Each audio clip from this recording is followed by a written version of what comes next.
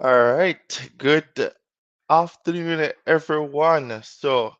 I know some persons are still trying to join this webinar. As you guys know, this is the webinar for the Camp Counselor program. So it's primarily for the Camp Counselor program. For the persons who are interested in the Camp Counselor program, this webinar or information session will be worthwhile for you to join just to learn more about the program and to know exactly how the program works and just to introduce ourselves in terms of the company, ISAS Jamaica. So again, guys, this is the webinar or information session for the Camp U.S.A. program. That's the J1 Exchange Visitors Visa program. So we're here going to, provide lots of information regarding the program and to share all the nitty-gritties of the program for you guys to basically make a decision to embark on the program. All right. So I'm here with my colleague. I'm here with Miss Crooks. She's from recruitment.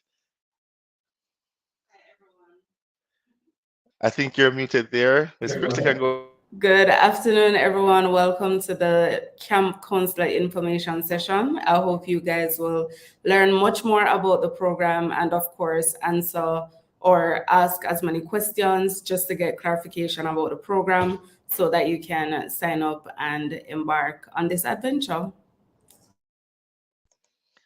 right, guys, you heard it from Miss Crooks. She's in charge of recruitment and screening and pretty much shortlisting camp counselors. Not only camp counselors, she helps in the process of screening for different programs like the J1 Work on Travel, Teacher Exchange program, and other programs that I/Jamaica provide. Again, guys, this is a uh, adventure that we're trying to inspire many young professionals, students, teachers, just to embark on this adventure. And, you know, at ISS Jamaica, we provide lots of opportunities for young people, for teachers, youth workers, and students. So we try to extend or pretty much expand on the program offerings that we have here at ISS Jamaica, so that we can provide as many opportunities as possible, whether to work, volunteer, to experience a different culture. That is, what we stand for here at ISTAS, for you guys to learn about different cultures and to share your culture and overseas. All right, so just some housekeeping matters. Guys, if you have any questions, you can always shoot them in the comment section, and we will try our very, very, very, very best to answer all the questions you guys have and to, basically enlighten different gray areas regarding the program for you guys to have a better understanding of the program overall. All right, so what I'm going to do, I'm going to introduce once more Miss Crooks, and she's basically just going to give you guys a brief summary of the Camp Counselor program. So we have a presentation that we're going to share here, and while I put up that, Miss Crooks will just give you guys just a brief summary, a very short and spicy summary about the Camp Counselor program and why persons should actually, take part in this meaningful travel adventure and to share your skills as a camp counselor and basically learn from different camp counselors that will be there as well. So, Ms. Crooks?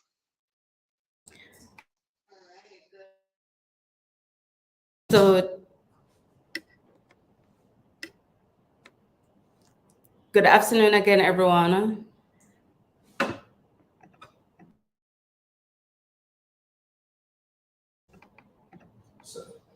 Good afternoon again, everyone. So just to give you a brief overview of the J1 Camp Counselor program, it is a program that is administered by the Department of State.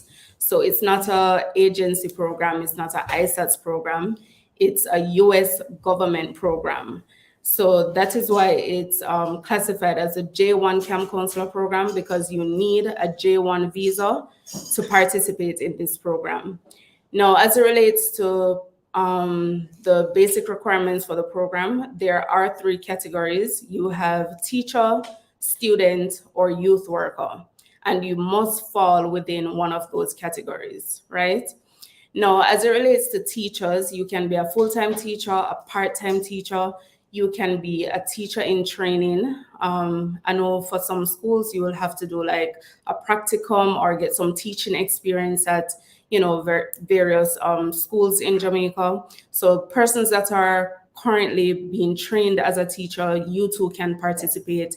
And of course, if you're studying a teaching degree, perhaps a diploma in teaching or um, a bachelor's degree in education or early childhood education, special education, those degrees count as well. Now, as it relates to students, if you are a full time or a part time student, or even sixth form students can participate in this program as well, as long as you're at least 18 years of age and you are currently enrolled in school, right? Now, if you're a youth worker, this category is a little bit more technical. Not because you don't fall in the category of a teacher or a student means that you're automatically a youth worker. Now, to be classified as a youth worker, you must have experience working with children in different institutions. So that can be children's home, that can be youth organizations or youth-led groups. Um, Not necessarily only political groups, but you do have a lot of outreach or organizations that assist with children in community development, etc. So if you're a youth worker, you would, and based on the description that I just gave a while ago, that's the category that you would fall in. So as it relates to the program itself,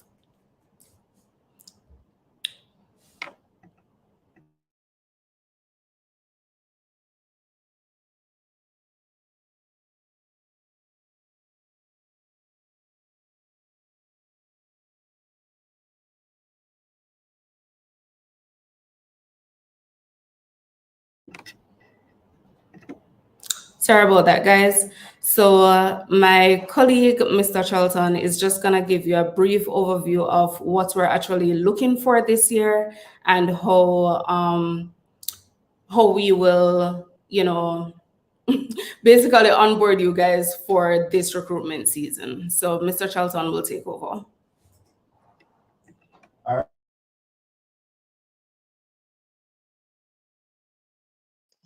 All right, so there, guys. Sir, I think I was muted just now. There you have it. A brief overview of the Camp Counselor program. You know what it is. So what I'm going to quickly do, I'm going to show you guys a quick video, and this video will give you some more insight as it relates to the J1 visa program. As Miss Crooks, my colleague, mentioned, this is not a ISAS Jamaica program. It's a program that was organized or it is administered by the Department of State. All right, so guys, here's a nice video that will give you a short summary of what these programs are about. The J1 Visa Exchange Visitor Program welcomes nearly 280,000 visitors each year from outside the United States on one of our 13 different types of cultural exchange programs. Our exchange visitors experience American society as students, teachers, young professionals, and scholars. While in the United States, they enrich all kinds of American institutions, as well as American families and businesses. They are bright, motivated, and leaders in their home countries. And they return home to do great things, all while keeping in touch with their American friends. I oversee the Exchange Visitor Program, which is a vital tool to build mutual understanding and trust between Americans and citizens from other countries. This program offers exchange participants a hands-on experience to learn about U.S. society and culture while sharing their own culture and perspectives with Americans. When we appreciate the similarities that bring people together, we strengthen our mutual understanding. These are the goals of people-to-people exchange and are at the very foundation of the Exchange Visitor Program, one of the most significant exchange programs in the world.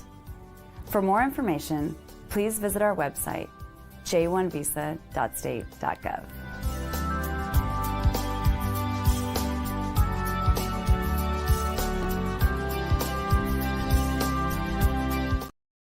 All right, so pretty much as you guys heard, it's a program that is administered by the US government, right? So you have different agencies that work with different sponsors, and sponsors in this case are basically US companies that are licensed or authorized by the US government to issue permits, or we will call it letter of support. So that's basically like a sponsorship letter to say that they will be the one responsible for you while you're overseas. So to go through these programs, you must and will have to have a sponsor, because to obtain the J1 visa, a sponsor must give you a letter of support to take to embassy. And we at ISIS Jamaica, we have many sponsors that we work with, and so there are many options in terms of sponsorship or support for your J1 visa. But as we go along in terms of the presentation, we'll outline everything to you guys, and you'll know exactly what the program is about, and you'll be better equipped to move on and with the necessary knowledge that you'll receive here, basically to continue with the process or to basically start the process for those who are just learning about ISIS Jamaica. All right, so I'm going to share our PowerPoint here. So again, guys, this is the J1 Camp Counselor program for those who are just joining us. And we're just giving a nice little information session regarding the program. And for those who don't know, of course, ISIS Jamaica, it means the International Student Affairs and Travel Services. And we offer different exchange programs. It can be in the US, it can be in Canada, it can be in the UK, study abroad, volunteer program, etc. So we offer a wide range of programs, and you can always visit our website after this webinar to learn more about our program. So I'm going to invite again once more my colleague Miss Crooks to go through the first half, which is basically the introductory phase of the camp program, and she's going to basically outline uh, the different requirements in the first half of this presentation. All right, so I'm going to welcome her once more.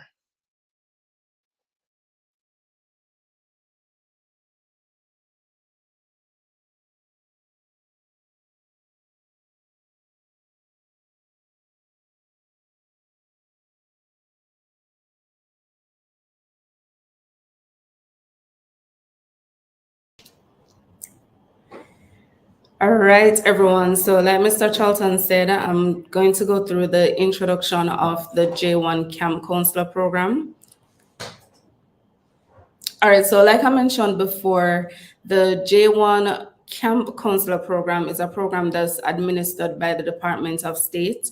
And you have three categories or qualifying categories for this program. So you can be a teacher, a youth worker, or a student, or someone with special skills. Now, as it relates to special skills, that can include creative skills. So if you're good at playing instruments, if you're good at creating games, if you're good at art, that can be pottery, that can be 2D drawing, if you're good at making baskets or any creative skill set that you have and you can contribute to the camp, then you would fall into the special skills category. Now, as it relates to being English proficient, it is important that you have good command of the English language. And by default, Jamaica is an English speaking country. So I'm hoping everyone here, has a good command of the English language because it is a requirement for the J1 visa or all J1 visa programs. So the J1 visa, I know a lot of persons oftentimes get it confused, but it's not a visa that's only for students. It's an exchange visitors visa. So the Camp Counselor program utilizes this visa. The Work and Travel program also utilizes this visa class as well, and the Teacher Exchange program as well as the internship program. So it's not only a visa for students. Once you're an exchange visitor and you're participating in any one of these programs, this is the visa class that you will apply for to go on the program. All right. So like I said, it's an exchange visitors visa. It's not a visa only for students. Now, like I mentioned before, as it relates to the Camp Counselor program, we're looking for persons, or well, not ISATS Jamaica necessarily, but the program for the program, you must be able to contribute some type of skill or knowledge to the camps. And of course, these camps, they're solely for children. It can be toddlers or persons up to the age of 10. Some of them, I think they have teenager camps, but in all, they're camps for children. So it's important that you have some type of skill set that you can contribute to these camps. And based on the list here, again, you have a wide variety. So if you're good at painting, art and craft, dancing, sports, that can include football, netball, track and field, hockey, swimming. If you if you're lifeguard certified, that's also a plus. If you can cook or bake cookies, anything that you can teach children that's fun and creative. Again, here we have photography. So if you're good in that area, even if you have, a degree or some type of certificate in that area, that's also a plus. We have tie-dye. So if you're creative with like t-shirts or any material, and you can make something fun out of it, that's also a plus. I did mention sports before. If you're drama, so persons that's well-rounded in that area, the performing arts, if you have ever participated in, I think it's JCDC festivals or any acting or performing arts, like I said, that's also a plus. And we have karaoke, and again, I mentioned swimming. So we have a wide variety of skill sets here, and it doesn't only end here. If there's anything else that you can contribute, that can include clothing and textiles. So if you're good at sewing or like knitting, embroidery, you name it, those are also some things that you can contribute to the camp.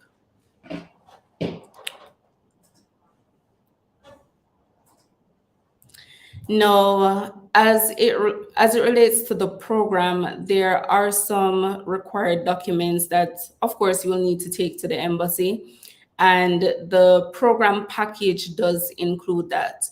So you will need a DAS 2019, which is your authorization to say that you're able to work in the U.S. Legally.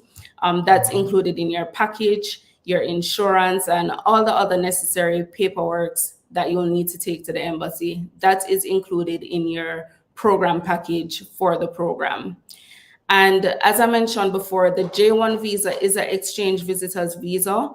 Once you're participating in a J1 program, the sole purpose of the program is not just to work or earn money, right? The purpose of the program is for cultural exchange. So you as Jamaicans, you're expected to, enter the US on this program and share your culture with, these children from different backgrounds. Some of them, they're not only American citizens. Some of them, they'll be coming from countries like Canada, Australia, Africa, a wide variety of children from different countries. So it's important that you share your culture with these children and also learn their culture as well, so that you too can, be aware of different cultural activities, whether it be, cooking, or you can learn things from children as well, their language, based on whichever country they're from, and you too can share your local dialects with them. So it's a cultural exchange program in itself. So even though there is a work component, or you will be compensated, it's important to note that it's not solely just for work and earning, but it's important to learn the culture of these children and the American culture overall. So you're expected to, you can leave the camp, you're not stuck at the camp, but you can go out and explore, you can go to theme parks, you can try new cuisines in America, and just integrate yourself in, the overall American culture and share yours as well. So like I mentioned before, your program package does come with the required documentation for your J1 visa interview at the embassy. And we here at ISATS Jamaica, we don't just give you your program package or your paperwork and send you to the embassy. We have never done that. For all our exchange programs, we ensure that we prepare you by giving you a little prep session so you're aware of some of the questions that they may ask, and we will assist you with, possible responses to these questions. We also allow previous participants to share their experience, some of their questions that they would have been asked at the time, so that you too can hear their experience. And for the most part, as it relates to the questions that they usually ask, they're usually repetitive, in my opinion, but nevertheless, we still do prepare you for your interview. And of course, if you have a certain situation and you're probably concerned as to if they'll ask, especially if it relates to your immediate relatives in the States, or any other concern that you may have, we do assist you with, the possible responses. And I know some of you guys may have been to the embassy before. You probably would have applied for a different class visa, like the B1, B2 visa, which is the 10-year visa. If it is that you were denied for a previous visa, it doesn't mean that you cannot obtain the J1 visa. So I want everyone to get that clear. Every visa serves a different purpose. So your B1, B2 visa or other visas that you may have applied for is completely different from the J1 visa. It's a reason why they're categorized by letters. So your J1 visa is an exchange visitors visa, it's a program visa, and once you're qualified for that class visa, more than likely you will be granted the visa, right? As long as, you don't have any criminal background or anything shady, it's one of the easiest visas to obtain. Again, nothing is guaranteed, but it does have a high approval rate. So if it is that you were denied previous visas, it doesn't mean that you cannot apply for this visa. All right, so I just want to make that clear. No, as it relates to the camps in the US, I know this is a popular question. We have been getting this question a lot. What are some of the camps that are in the United States? There are a wide variety of camps right across the US. It's not just one particular state or region, but there are a wide variety of camps right across the US. So some of them, they're sports related, some of them, they're art related, or just in the performing arts overall. There are a lot of special needs camps. So if you're good in that area or you have experience working with special needs children, then there are camps for that. And you have camps that have horses, some of them, they have like a mixture of activities. So again, guys, there is a wide variety. There's not just one camp or one specific type of camp. There is a wide variety of camps. Too many to list.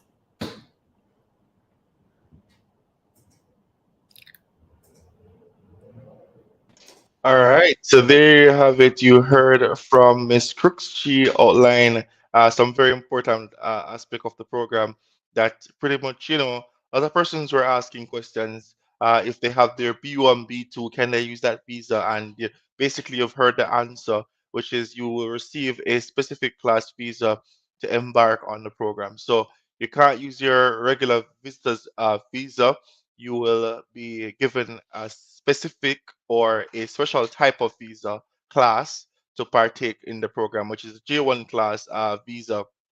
So at ISAS Jamaica, we help you to obtain that visa with all the required documentation necessary to obtain, which is basically the letter of sponsorship from the sponsors that we work with. You must know about the program because sometimes the consulate or the consular officer do ask questions regarding the program if you are knowledgeable about the program that you're going on. Uh, Separate and apart from other aspects of the program that you should know before reaching the embassy stage. All right, so we're going to jump into a very interesting part or segment of this entire presentation. So you're gonna pause for like about 2 minutes, but you can stay on the line and watch this nice short video, basically summarizing the different programs that we offer here at ISIS Jamaica. Imagine this. Every year, thousands of individuals around the globe are transforming their lives through cultural exchange programs. It's an astonishing figure, right? Now, let's dive into how these programs can enrich lives and foster global understanding. Cultural exchange programs act as gateways to personal growth. They challenge individuals to step out of their comfort zones, explore unfamiliar terrains, and build resilience. It's like embarking on a journey to self-discovery, where every step taken, every conversation had, and every experience shared molds you into a more rounded individual. But it's not just about personal growth. These programs are catalysts for professional development too. They offer you the opportunity to gain valuable work experience in a foreign country. You learn to navigate different work environments, understand diverse business practices, and acquire skills that can propel your career to new heights. Then there's the cultural immersion aspect. Immersing oneself in a new culture is akin to reading 1,000 books. It opens your eyes to different ways of life, traditions, and beliefs that you might never have encountered otherwise. It fosters empathy, broadens perspectives, and cultivates a sense of global citizenship. To recap, participating in cultural exchange programs offers a threefold benefit: personal growth, professional development, and cultural immersion. It's about stepping into the unknown, embracing the journey, and emerging as a better version of yourself. It's about connecting with people from all walks of life and understanding the world from a broader perspective. It's about fostering global understanding and contributing to a more inclusive world. So, if you're looking to transform your life, consider enrolling in a cultural exchange program. It's more than just a trip. It's an opportunity to grow, learn, and make a difference. It's an investment in yourself and in your future. Remember, the world is a book, and those who do not travel read only a page. So, pack your bags, broaden your horizons, and start writing your own story. The world is waiting for you. All right, guys, so there you have it. It's time to pack your bags and basically explore a new horizon or a new country, a new a new place, a destination. It's no time to unleash yourself and try to, explore something outside of your home country, which is Jamaica. So basically, in this segment, I'm going to pretty much explain some very important aspects of the program that many persons may be asking about. So this part will pretty much cover uh, this section covers basically the types of camps that we just mentioned. I think we just spoke about the types of camps. So we're going to talk about like the camp counselor role, compensation, accommodation, etc. So stay tuned, guys. We're going to discuss some very important aspect of the camp counselor program. So the camp counselor role, right? So what are some of the roles of the camp counselor? So as a camp counselor, you will not be there only to have fun, but also to share your skills.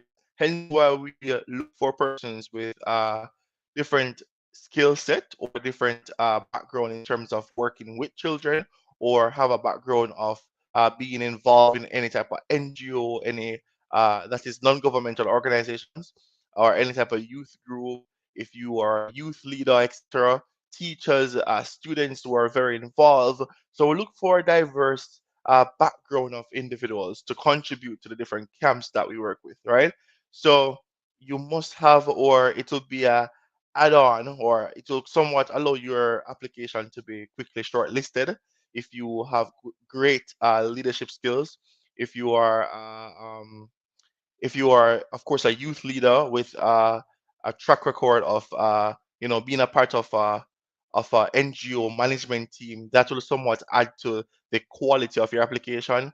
So we're looking for people to share their skills and to share their values with the campers, because that's what the camp directors are looking for. Somebody who can impact their camp, you know, positively, you know, and have the camp counselors respect that. So we're looking for persons to, of course, impart knowledge and to teach different activities on different camps. So we prefer persons who are outgoing. You're ready to embark on new adventures. You're ready to explore something new and to share your different skills that you have based on your interview questions. So again, you must have some type of leadership skills to take charge of different activities on the camp and to actually guide and monitor and pretty much help the camp directors with the day-to-day activities. All right. So we're looking for leaders, persons who can lead a group of people. Teachers, because teachers, of course, would have had the experience working with children. So that will somewhat add to the quality of their application, right? So, of course, as I mentioned, leadership and guidance for the camp counselors, that's what you're there to do, to guide, lead the activities, and pretty much help with the day to day activities of the different camps or the specific camp that you be placed. All right. So, as a camp counselor, of course, you ensure the campus safety. You help to plan activities. So, you're not only there just to benefit or to experience the different activities. You're here to actually help the camp directors plan and execute the different activities that the campers will be going through. So you can always try to give your input in what activity you think that is best for this day. Probably they have a roster that they're working with, so you can help to design or help to create that roster or different activities to execute for the campers to enjoy, right? So of course you must try to build connection with people, different camp counselors, because not because you will not be the only camp counselor on the camp. You will have camp counselors across different countries. So you may have another Jamaican that is there as well. I may have different camp counselors, probably, as my colleague mentioned, probably from Canada, probably from the UK, probably from Brazil. So you have different camp counselors across the globe, that go basically to the US and to share their skills, and you will get to network with them. Say, for example, you're a teacher, you can network with that other teacher at the camp, other teachers that are there. You can always try to share skills and, get connections basically and try to share your values, share your cultures. Probably one day on the camp, you can cook a Jamaican recipe for the campus. So that is what you're there to do, to help with the camp activities. And while you're doing that, you're getting paid to do so, to have fun, to share your skills. And of course, as I mentioned before, you're being compensated. All right. So you help to plan and lead activities. You help to promote, teamwork. So the camp counselors or the camps basically uh, they will put in place a lot of team building activities because they want to pretty much promote an inclusive camp. They want to build leadership qualities or try to instill those values in the different campus. So probably they have leadership training, etc., to promote teamwork. To help, uh, you know, to help pretty much the campus to develop themselves. So it's not only about having fun, but it's more so the holistic development of the campus that are there. And campus in this case, we're talking about the teens, the youth, or the students that are on the different camps. So you're here to basically share your skills and to help them develop themselves. So you help with the holistic development of the campus. All right. So the next aspect of this presentation, of course, is what everybody, pretty much has been waiting for, is to the culture or travel aspect and or the exploration aspect, right? You're not just there in the US to basically only experience the camp, right? You're there to experience the US overall. You're there to share your skills. You're there to basically tour the US. You're there to know what it is like living in the US. So you're there to tour different states. So on the J1 visa that my colleague mentioned before, you get the opportunity to travel with that same visa. So you can travel from state to state if you want to visit your friends or your family in, for example, New York. You can always travel either by plane or by bus or by train. You can travel to see them, and that is, of course, after your program, right? So you have 30 days extra in the US to basically explore. So you can attend cultural events, you can go and explore different parts, different cultural parts of the US. So if you want to go down south to Florida, if you want to go up north to Alaska, of course you have the opportunity to travel and tour and to get to know and basically experience US culture, because the type of visa that you'll obtain or receive is not just a work visa, it's actually a cultural exchange visa. It's for you to basically go in the US and explore different cultures as a camp counselor, right? So it falls under the category as a J1 cultural exchange program, but this specific category is camp counselor, right? So these programs, of course, as I mentioned before, are administered by the U.S. Department of State, and it allows foreigners like yourself or Jamaicans, anybody outside the U.S., to visit the U.S. and to explore the culture and to understand what it is like living in the U.S., and for you to share your values and share your skills with Americans, right? So those are the purpose of the program. And of course, to get the opportunity to travel and explore, you go and visit your friends. You can go and travel anywhere to any state. Of course, you can do most of that traveling during your grace period. So J1 participants, they do receive a grace period on their J1 visa, which you can use to basically travel for about up to 30 days. But we don't implore persons, and this is only in the process, we don't implore persons to utilize the entire 30 days, because you don't want to have to impact your chances for future visa applications. You don't want that to be asked, why is it that you utilize all the grace period when you had school to come back to, or you have work to come back to, whatnot. So again, that is the importance of the program, the cultural aspect of the program, and it's for you to go and explore. The next part, of course, is accommodation. So you will be living in a camp setting or camp-like setting accommodation, right? So you're not looking to live at a 5 or 4 star resort. You're looking at a camp setting, right? So you can look for the cabins. Again, it's camp style or dormitory style living. So different camps have different type of living situations. So it depends on the camp that you're going to live or the camp that you're going to work or do your program at, that will determine the type of accommodation that's available, right? So typically on these programs or on this specific J1 category, the meal and the housing is free, right? So of course, the housing or accommodation is provided by the camp, so it is free, and meals are provided by the camp slash free, right? So you have the opportunity to the stipend you receive, you can actually save that portion, for those expenses that you will not incur, right? So, of course, you're not there to be reserved. You're there to immerse yourself in the camp and to, it's about team building, and it's about being in the wilderness and to explore, nature. Different camps probably at some very nice, relaxing locations where probably you have like a river flowing across the camp, depending on where you are. So, I mean, for persons who love nature, I think the camp will add to that, provide that opportunity for you to experience or um, to live in the wilderness and to experience that side that you actually love, which is nature, right? So again, guys, you get to save regarding the housing fee and meals, which are free. So typically, most camps provide those stuff free. The next aspect is stipend. So stipend or salary, anyhow you want to call it. So most camps, of course, typically they pay a stipend to camp counselors, right?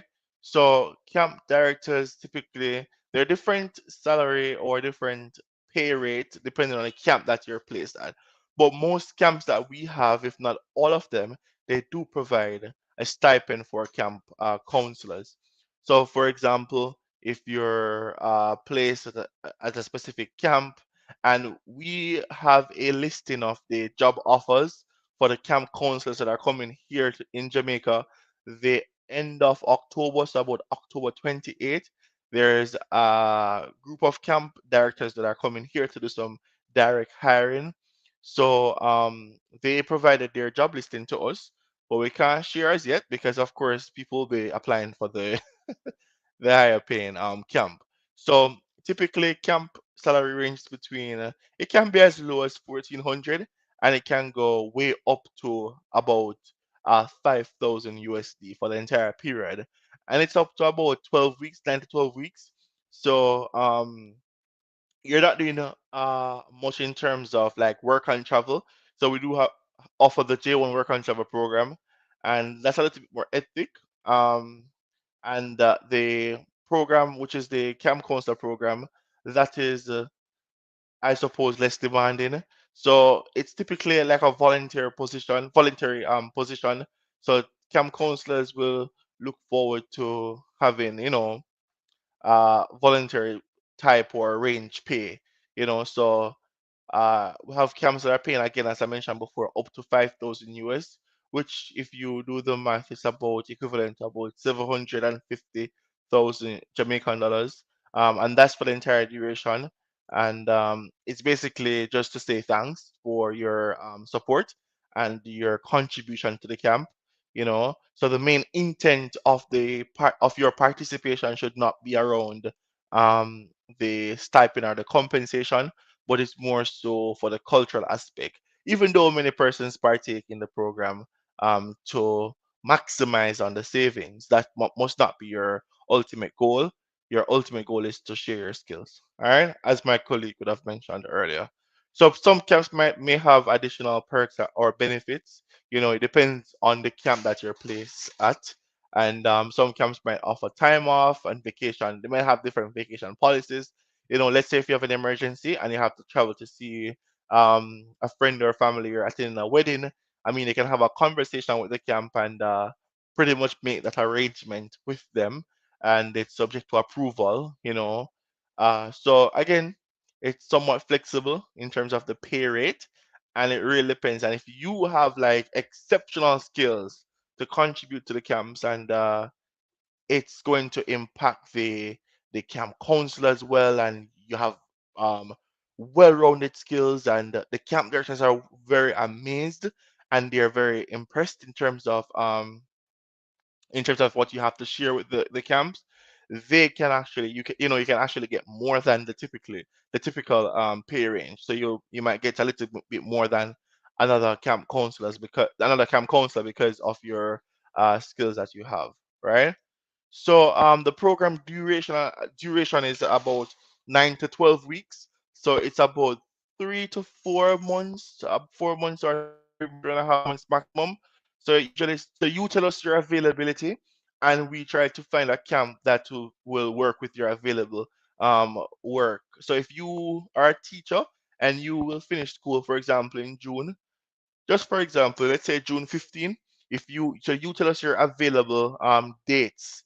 So you can say, okay, you're available between June 20 to, for example, August 20 or 29th or whatnot. So you let us know your availability, and then we work with that available time period, right? To place you guys in the camps. All right. So again, at ISS Jamaica, we inform you guys about everything from the forefront. So in terms of the possibility of extending the program, it is not possible. You cannot extend your program on the J1 on this specific category, right? There's no extension. But I know if persons work more than the contracted time frame. I know that there's some type of compensation framework for different camps. They will say, for example, they will pay you a little extra per day based on the extra days that you've worked at the camp. So again, that is dependent on the camp, or it's somewhat rather contingent to the camp that you're placed. Um, so again, guys, it's a program to literally have fun and to get, a nice little stipend by doing so. I'm not sure if there are any opportunities that's in Jamaica, but I think this is worthwhile or somewhat meaningful if you really want to just travel for the summer and just work at a camp. You get the chance to explore. You get to see bigger cities, bigger malls, so you get to see different stuff that, frankly speaking, you may not be able to see while you're in Jamaica, right? So it's the opportunity to basically explore. All right, so the next thing is basically to learn. So many persons might, as you reach overseas, you're crying to pretty much come back home. You're missing your family. You know, you'll probably experience culture shock or homesickness. You know, so you must prepare your mind for that. So prepare yourself to be away from home for up to 4 months. So mentally prepare for that in terms of that commitment to the program. So we don't want one person to arrive at the camp and then 2 weeks after you're looking forward to return home. So when you get the camp job offer, you research the camp, see what the camp is about, right? Look where the camp is located. Look which state it's at. Because in terms of flight, you must financially prepare for that because the program fee does include flight, right? I know persons might be asking that. The program fee does not include the flight cost. The flight it depends on where you're going in the US. So if it is that you're in Florida, it's probably a cheaper cost compared to going to New York, or if you're going to a different state further north, right? So again, as I mentioned before, it really depends on the camp that you are placed, and the flight cost varies according to the season that you are traveling. Because summer prices are usually higher. However, for this year, we're trying to do things a little earlier than usual to have persons going to embassy early next year. Even though it's next year, people, application close literally in about 3 weeks because we have to finalize our numbers and start um, visa application, job placement, etc. And it takes some habit of our time to do all of that, right? And we're here committed and ready to support you guys through the entire this phase of completing application and to get placed at a camp, right? So as I mentioned before, just prepare yourself for the commitment of staying in the US for up to 3.5 months, and you will experience some things that you may not have seen in Jamaica. So it is no, you're it gives you the opportunity to explore and to understand different cultures, right? So in terms of building a resilience, of course, you have a sense of independence, whether in the US for the students, not so much the teachers or youth workers. I mean, frankly speaking, some youth workers too. You get the opportunity to experience or to live on your own. You have some type of independence. It somewhat challenges you as a young person, to travel on your own to the US. Even though some persons might apply for the program with a friend, sometimes you're not placed at the same camp with that friend. However, in the event that you are placed at a camp and we know somebody else from ISIS Jamaica going to the same camp, we can refer you to that person to travel with that person. Because I know some persons might be afraid of airport travel. It's the first time traveling for many persons going on the program. So I think this program will give you the opportunity to meet people, and we can try to connect you with somebody who going to the same destination as where you are going, and that will help you to pretty much better navigate your way through upon arrival. I mean, all of those stuff will be discussed at the pre-departure orientation. So everybody who's going on the program, you're required to do a pre-departure or pre-departure briefing session. That is next year, or it usually happens the May or June before departure or before summer, or sometimes it can be as early as April. So that session will pretty much give you guys an overview as to what to do when you arrive in the US. Your documents you should have, what should you pack, uh, what should you ensure you do? Because a J1 class visa, you have some special stuff that you need to get or to get done before you leave the country. And all of that support is given to you guys before you depart.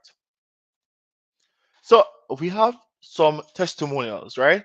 So I want to introduce. We have about two of our past participants who went on the program this year. So they came back a couple weeks or a couple of days ago, and I know they had a good time while they're there. It has its ups and downs, and they really enjoy the program. I know many of them are looking forward to going on the program again, right? So we're really happy to have them with us today, and I'm just going to invite them to basically share their experiences. I'm just going to ask them a few questions and allow them to share their experience on the camp and pretty much tell you guys why it will be a very good adventure to basically embark on and to experience, and how it helped them in terms of the experience that they had. All right, so our first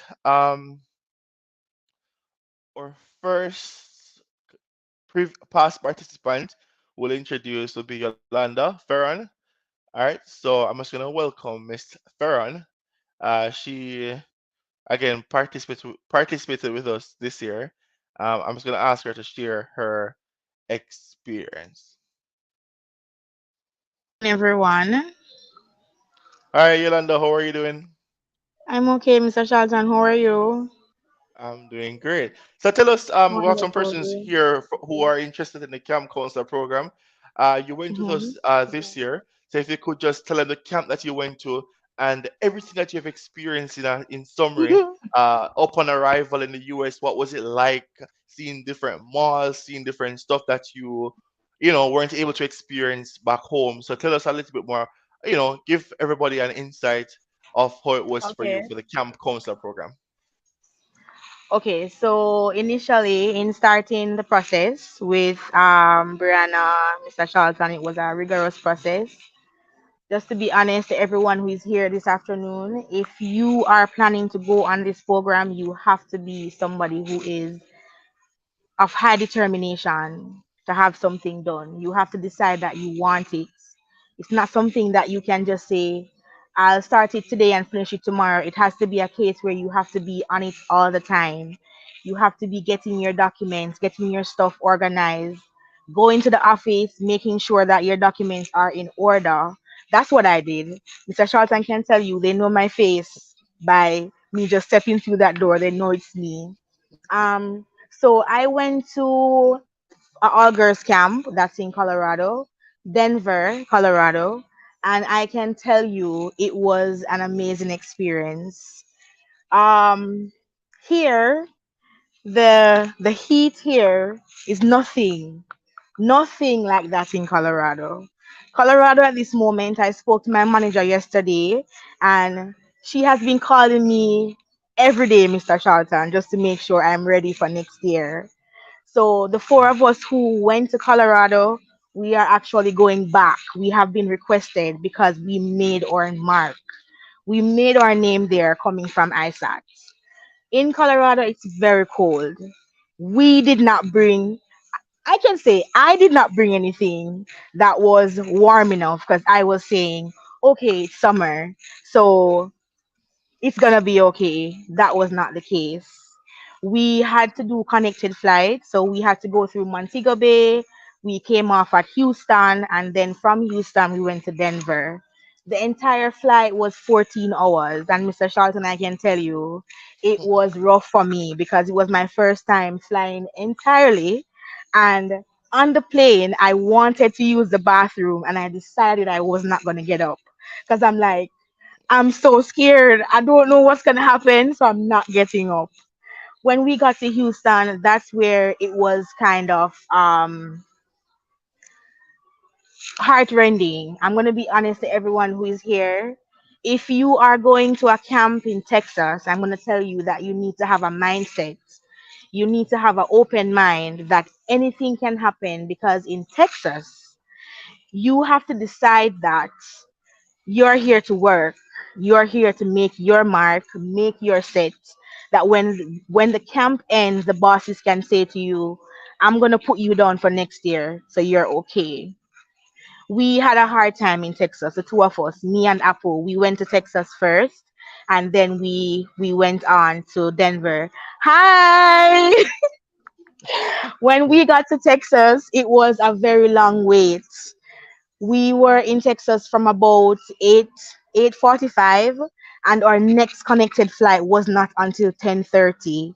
So you know how that went. We had to be just bouncing about in different places in the airport until we just decided that we're gonna sit at one location and wait on our flight to move on.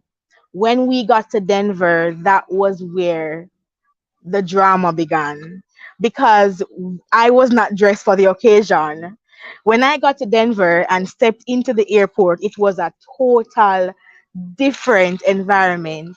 The air was so cold, it was smoke was coming out of my mouth.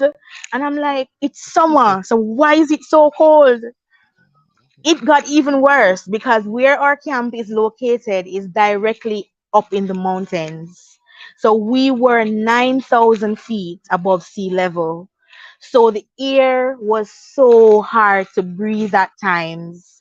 So it was a case where I had to get myself, what would I say, coming from a flat to that high, it was really rough for me. I ended up in the ER about a week after being there. We did an emergency drill because in America they always do emergency drills to keep you alert because we all know that mass shootings take place in America and we're black. So we have to make sure that we keep ourselves safe. We do the emergency drills. You go where they tell you to go to hide if anything happens. And that was when my panic attack came in, and it was like because I'm not used to doing that, my whole entire body went into shock. I was so scared. I was like, and my boss was like, don't worry, you're going to be okay. And I still ended up in the hospital. I ended up calling Life Traveled, and they gave me my insurance. One thing I can tell you guys is that ISAT gives us the best sponsors Mhm. because Life Travel came out for me. I did not pay a dollar out of my pocket for that medical bill. Life Travel covered me 100%. There is a And for thing persons in who probably were Colorado. asking about who's a sponsor, that is, as you mentioned before, that's a person who, or the entity or organization Yes, that will be issuing you the letter of sponsorship to take to embassy, yes, and they'll be also responsible for you while you're overseas. And we give right, overseas support as well. Hmm. right. I I enjoyed my time there so much. The kids are amazing. I can tell you they're amazing, and they're amazing and they're terrible at the same time because it's a case where you're not in Jamaica, you are in a totally new environment. So, what you would say to a child out here, no, you Hmm. can't say that to them over there. Our language is something that they will not understand. So what I can tell you guys who are deciding to go through ISAT, and I can tell you going with ISAT is a great idea, and I believe that ISAT has opened doors for me that will never be closed. And Hmm. I know this because I can see that things are happening for me already that I never expected. When I got on the plane in Montego Bay, I was bawling because I was like, I cannot believe that I am in an airplane and I never thought this would happen for me, any at all. I was like, I would never go on a plane, but through ISAT, this was possible. And I can tell you something, guys, patience is key. At first, when I just signed up, I was not patient. At one point, I decided I wanted a refund. And I'm like, I want my money. And then my husband was like, leave the money alone, leave it, it's gonna happen. And in the blink of an eye, I was going to the embassy. I was on the road heading to my camp. When I got to my camp, we were greeted. I don't know. I don't think I was ever greeted here the way I was greeted in Denver. We were greeted with gifts on our beds. We were given, and we got there at 1 a.m. in the morning, Mr. Charlton, to show you how far we were Hmm. going. We got there at 1 a.m. in the morning, and when we got there, people were there waiting for us to arrive.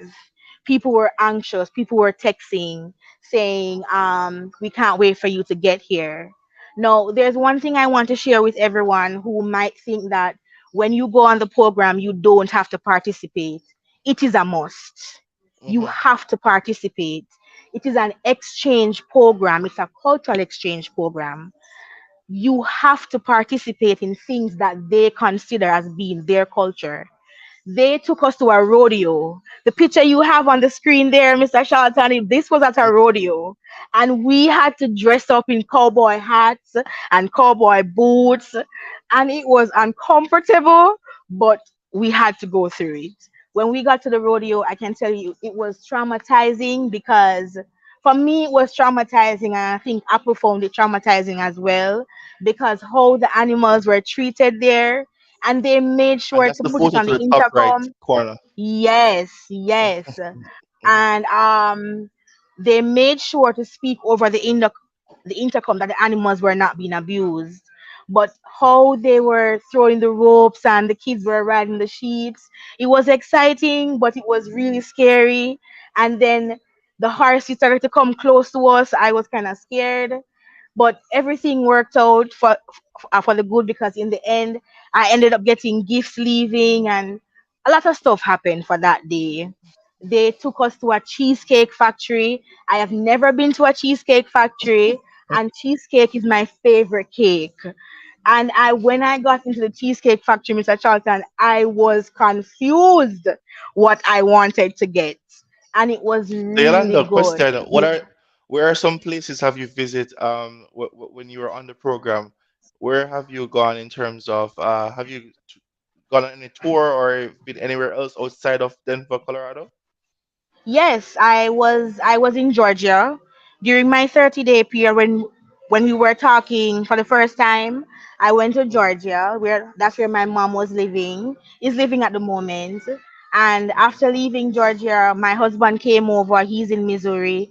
He came over and we went to North Carolina. We went to parks. We went to a lot of adventures.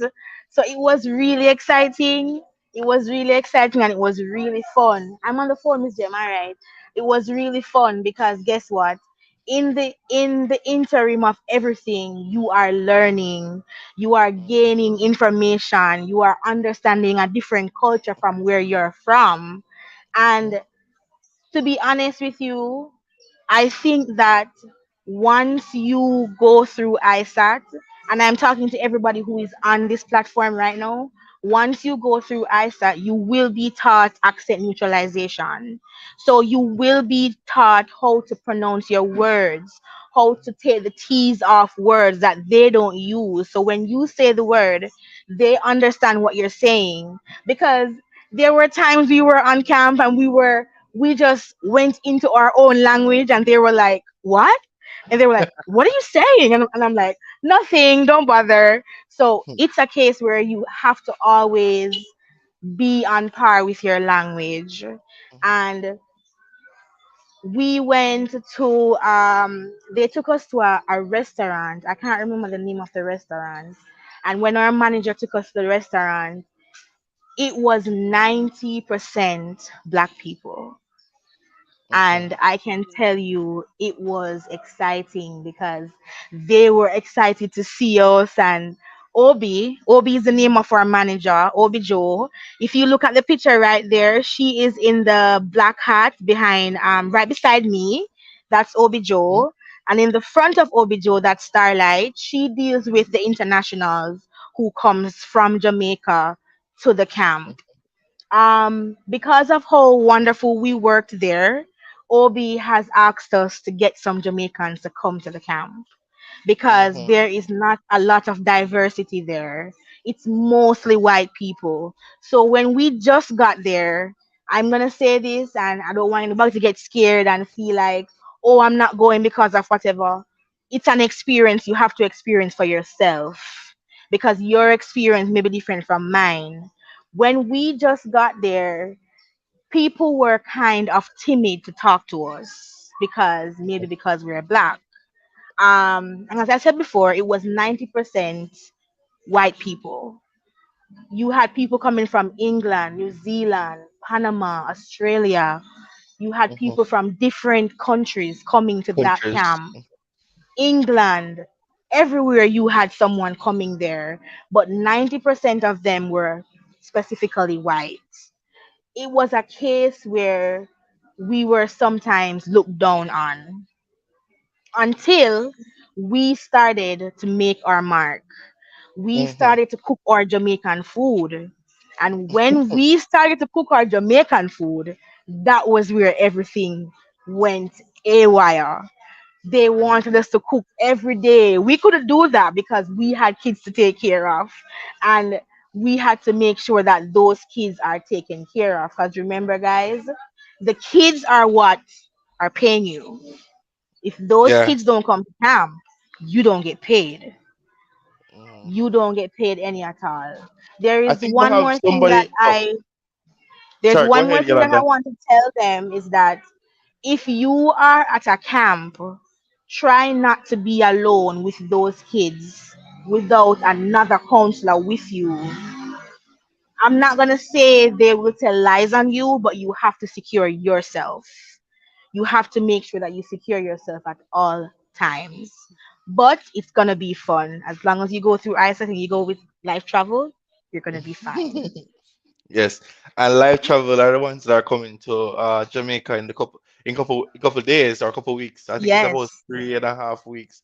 So they're coming yes. here, and I think they'll be happy to meet Yolanda in person. She met me in So they, person. She came to visit us at oh yes, Colorado.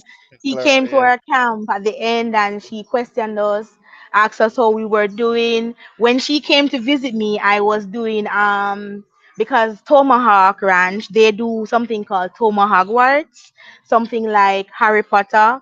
And when she came to visit me, I was dressed as I was dressed up as a forest spirit, and she was like, I can see that you're having fun.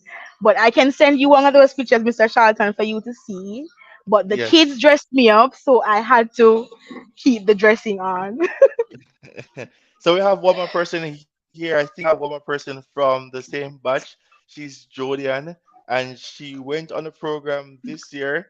So I'm just gonna invite her as well, um, just to share her experience on the camp and the camp that she went with.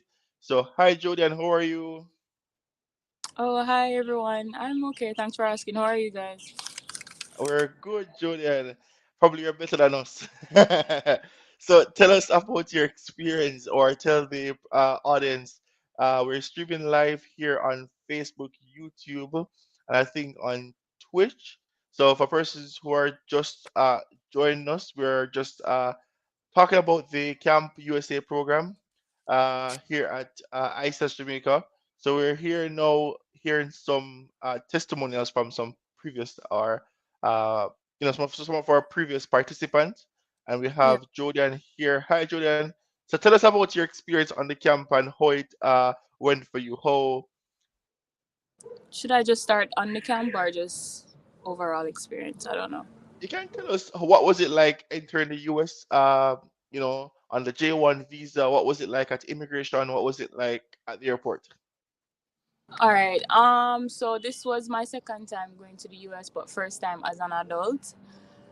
So I still didn't know what to expect because the first time I went, I had uh a guardian going with me, someone to supervise me.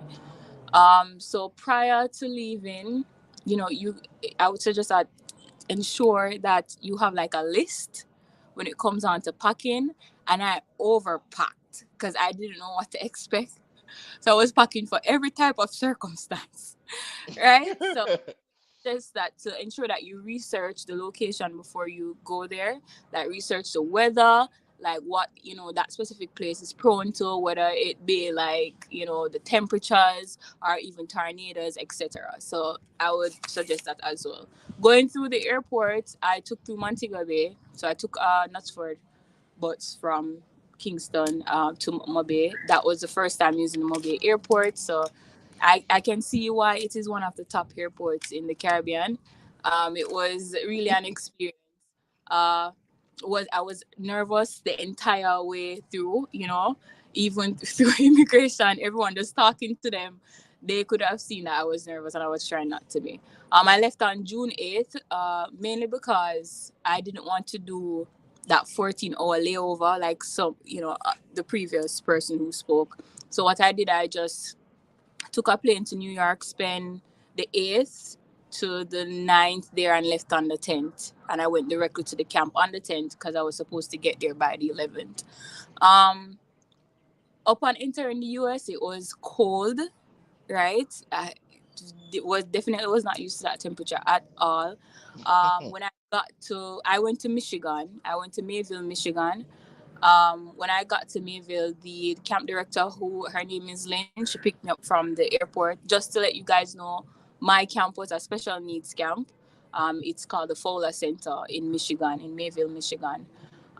So that means that we would be responsible for special needs individuals, but we were not limited to that of kids. We were taking care of persons who were of the ages from 30 up to even 70, 80 years old, right? So upon getting to the camp, Lynn was very friendly. I went directly to the cabin where I met the others, the other counselors who were from South Africa, Zambia, Ghana. Other Jamaicans were there. One other person from ISATS was there that I knew nothing about. She was from so that Jadine, I don't know if you guys know Jadine. Yeah. Yeah, so Jadine was there. So I met her. We developed a friendship as well. And other individuals were there, as I said. The first day they went ahead and did an orientation where I got the first culture shock, which was the food, right? I was traumatized because they like casserole a lot. So that's where they Mhm, mixed like meat and starch together like in one dish. So for mhm, instance, like rice and chicken casserole. So they mhm, mix it and bake it, and then they just sprinkle cheese on top.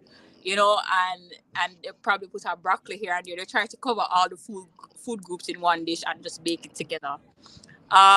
That was an experience. Um, After that, we jumped into training and stuff like that, and that went well. Where we tried to they try to create an environment of inclusivity as much as possible within training. And then once we got to the whole camping experience, that's when reality hit me, right? I started to miss my family a lot because, again, it was my second time out of the country, and it was the longest time I've ever been out of the country. And then mhm, it was an experience to that, whereas I was learning how new personalities, cultures, and then traits of individuals, where traits of persons, whereas you would have never experienced the type of personality that you experience in Jamaica over there, are from, because I met people from Germany, and Germans are very blunt, sharp, straight to the point, like they don't hold back. They're going to say it as it is. However it comes out, you take it. It's not to offend you, but that's what's on their mind. South Africans were great. My One of my cherished experiences basically getting acquainted with the Africans. The Ghana, and as well as my friend from Zambia, Precious and Ophelia. That was very great. I wrote on some notes because I'm probably gonna forget some of the things. So bear with me, please. So firstly, let me just tell you, for special needs, you'll probably get a bit more than the regular counselor. So for me, I got $500 an hour. Only thing that sounds really great at first. However, the hours that you'll be working, please bear in mind that you'll be working long hours. Right? Some camps you might have day shifts. Some camps might work on shifts, but for camps that don't, like my camps, it's just you wake up from 7 o'clock, and then you work straight back to 9:30. Right? So I would suggest that within your interviews, guys, ensure that you ask questions like those, as well as about breaks, like how long your breaks are, right? Because trust me, at a certain point in time, it's going to take a toll on your body. So ensure that you bring like vitamins and stuff like that with you to ensure that you're keeping up with your body. And remember that you're going over there for a cultural experience, so the food, they might not always cater to what you like, right? So try to be open, but at the same time, see when you're doing your interview as well with the directors, or whosoever ask questions like those, like if they have a stove and provide stove, like if they give you access to like outside of the camp and how often that is, ensure that you ask questions like that.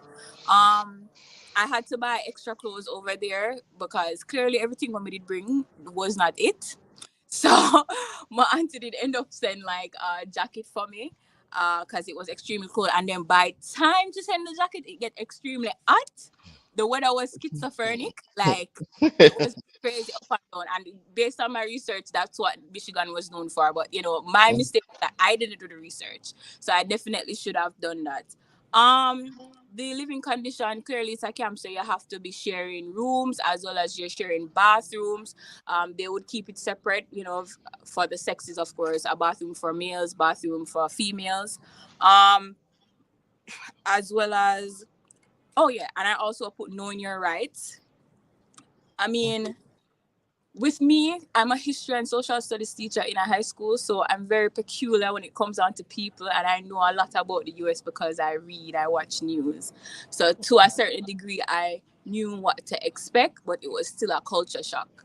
How I addressed those issues was somewhat from an intellectual level. I try not to be disrespectful. So if it's a case where I am offended, I gracefully address it. I'm not saying that every time you need to address it, but if you're going to, just ensure that you address it with respect, right?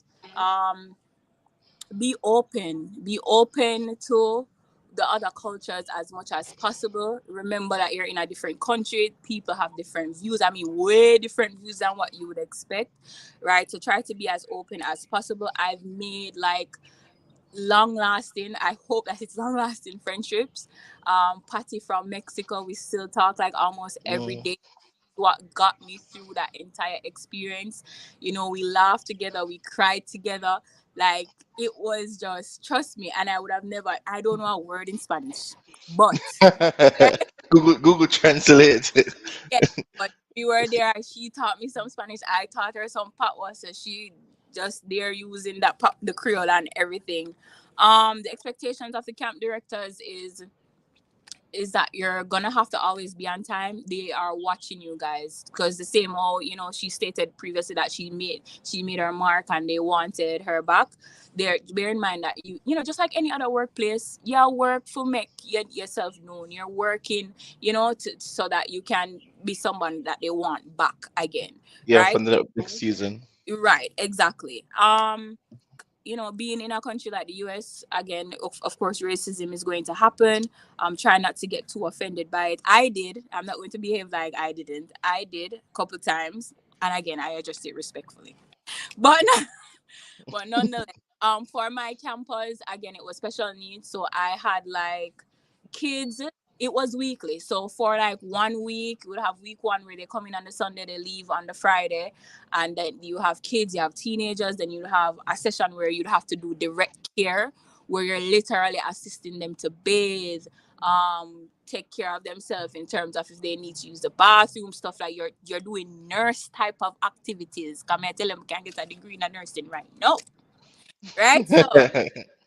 So I've learned all of that, and we're going through the experience. It felt as if, because it's a get dark outside, poor me.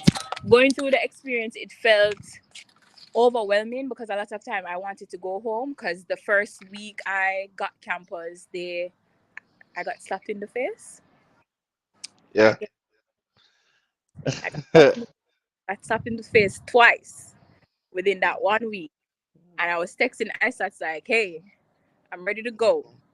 I've never been listen to me, guys, I've never fought a day in my life. I don't know what it's like to get hit. Right? So I was just totally ready to go. And I mean, again, Patty, who is the Mexican, she assisted me and, she was right there by my side. So I have to give that to her because it's not the camp directors. It was really Patty that held me down while I was there, as well as J. Dean and a few other persons, right? Because they're the ones that I vented to. They're the ones that were encouraging me. So you will make long-lasting friendships there, as well as not because one thing I can know, not because all I want to come from Jamaica, that means that all I want to get along. Because again, they're different people, right? Um, sorry. Oh, Uh, okay, yeah, I'm tell you that research it. Oh, research state and their taxes, guys. Research the state and their taxes, like how you are being taxed. Because initially, when I went, um, I got, as I stated, I got $500 an hour, and then I was being taxed and like a good amount. Maybe end up with like $418. So I realized that I was getting taxed more than the others, and then I had to query. But eventually, like way later down, it got dealt with, and I would have to basically, get back some money through the tax refund thingy magic. Um, but yeah, the activities that I did that the camp directors brought us on, we went to the movies, so we explored malls. We went bowling. They took us bowling. They took us to eat out, and it was on them, so they paid for it. So I have they paid for it. As well as ensure that you have sunscreen because them say black people that need sunscreen. Don't listen to them. Have sunscreen, beautiful people. Protect your melanin. Mm-hmm. Because it probably don't have the same effect like on white people, but it will crack your skin. Like your skin will literally look aged once you stay in the sun. So try to bring sunscreen. If you don't buy it before you go, buy it while you're over there. Ensure that you're protecting your skin. Ensure that you bring a little Panadol, a little Cetamol, because the type of medication that they have there, it's not going to be as effective. Trust me, because they know I'm to give me Tylenol, and Tylenol was not it, right? So I ended up at the weather had a major effect on me because I have sinus issues. So the constant change in weather, my sinus became infected. So I ended up at the doctor. My sponsor was United Studies, so they covered my insurance. Unlike the previous presenter, she was covered 100%, but I was not. I have to do a copay of $50. I mean, which it could have been more expensive because it was $200, but they covered most of it. Yeah, I think that we you broke up a little bit there, Jordan. I think you were saying that you had to pay a copay of $50 and Right. Yeah, I had to pay a copay of $50, and the overall amount was probably almost $200, but mhm, the insurance covered most of it. insurance covered most of it. Right. So it does make sense for you to have insurance, and you can see why you probably don't expect to get sick, while you're there, but it does happen, especially with the type of weather. I had a lot Mhm, of tornado watch because where tornado drills, I mean actual tornadoes was out because within that area in Mayville, it is in a where you just see cornfields. Once you go out, cornfields.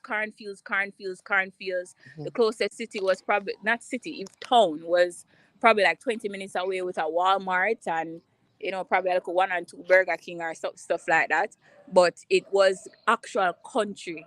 I was in the country right there with the animals, right? I got activities I have never done before. Like I did wall climbing. I saw the horses. I didn't go on the horses because I was not up to that. Um, as well as they had what they call it, like a tree house. So I experienced that. I didn't climb the tree house to be honest, and I drove a golf cart for the first time. So that was mhm, an experience. That was an experience. But I mhm, think I would have covered everything regarding. Let me just check. I'm gonna write it down just in case I forget. mhm, To ensure that you find some way to manage your stress while you're there, because it's going to mhm, get stressful. Like I almost cried a couple times, right? Because I mean, again, I missed my mom a lot and my siblings, and it was mhm, the longest time I've ever been away from home. Being there, remember, you're responsible for people, so it's not like you get a lot of time to actually make calls and stuff like that. You're constantly on the move, so the lack of communication will be there at times. So try to find some way to, either get try, I don't know, I don't even know if to tell you, because when I mhm. was there, I was having a bit of a hard time, to be Mhm. honest, like, and I think the director could have Homesickness. Mhm, homesickness, and it was just like the environment was getting to me a couple of times because I was just, despite me being a high school teacher and dealing with, like, because the type of high school that I'm at is students with poor economic backgrounds, but it was just so totally different because these are like autistic people with cerebral palsy. Like even if they do or say anything, you can't necessarily hold them accountable, right? You can't Mhm, necessarily, if you go to the directors and say that to them, the only thing they can do is really like, pat on the shoulder and it happens because they've experienced it before and there's not much control in that regard. But just be open to the experience. After the experience, I realized that it wasn't that bad. I was probably really just overreacting a little tiny bit.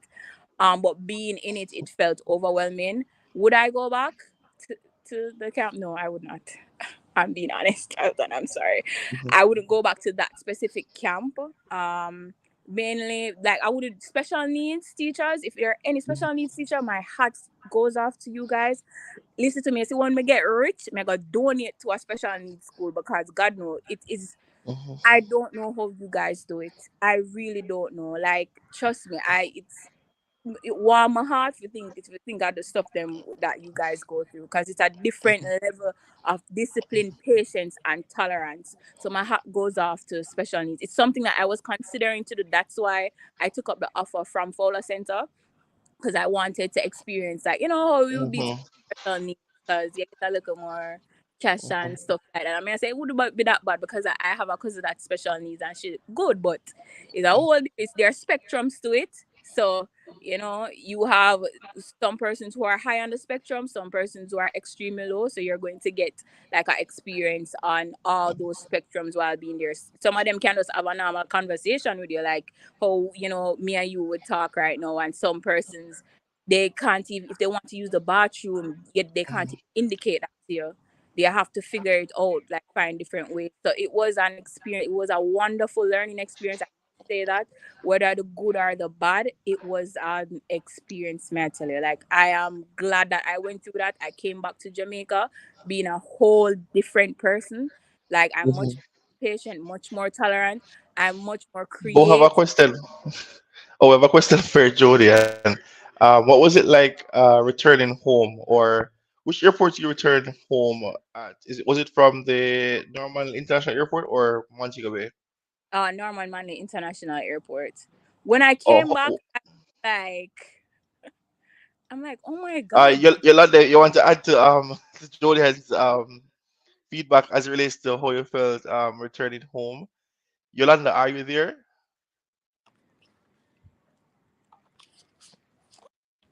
Is she? What was the question? Oh, hi, Yolanda again. So we're asking how you guys felt returning home. Like, what was it like arriving at the airport when you returned to Jamaica? Oh my God. I don't even know where to start because that was a total different ball game. When I got, because remember I was leaving from Georgia, so leaving from Georgia, coming to Jacksonville, and then coming to Jamaica, it was another culture shock for me Oh, when you because arrived in I, Jamaica? yes, because remember I was around people for so long, seeing the kids, being with everyone on the campus, um, sleeping with four people in one room, which I've never done before, on bunk beds. And as Jodian said, different personalities will clash, but you have to know how to control yourself and how to get along with everyone. Um, when I got here, it was so hot. I was melting when I came through Norman Manley Airport. I was like, what the hell? Because coming out of that cool weather and coming here, it was something else. Then when I got home, I started missing camp. Like, missing camp. I'm like, I wish tomorrow was April because I'm like, I want to go back. And it's not for the money, it's just that you are around some amazing people. You meet people who you make lifetime friendship with because even now, at camp, we joined a group called Be Real. I don't know if Jodian has that on her phone. We downloaded an app called Be Real. And even in Jamaica, I'm able to take pictures, send to them, show them what I'm doing, what I'm eating, and all of that. And they are always excited to see what I'm eating. And they're like, we don't want to see that because we are hungry now and whatever, whatever. So it was really fun. I miss them so much. We talk every day, and I didn't think that that would happen, being that we are home. I thought that everybody would just go on with their life, and no, Right. it's not a case like that. They call you, they check up on you, they ask if you're okay, how is everything going, and Obi Joe constantly calls to say, "Are you guys ready for next year? Because I'm ready." And I'm like, "Yeah, I'm ready. Are you ready?" And she's like, "Yes, I'm ready." So So Jordan, how you felt, Jordan, about Um, the well, being back, that's well, based on what I said earlier, I really missed my family. So I was excited to see them. The first thing I told my mom to cook curry goat. I hope I get the curry goat. Um, but the thing is, what I must say about the States, there's a lot of convenience.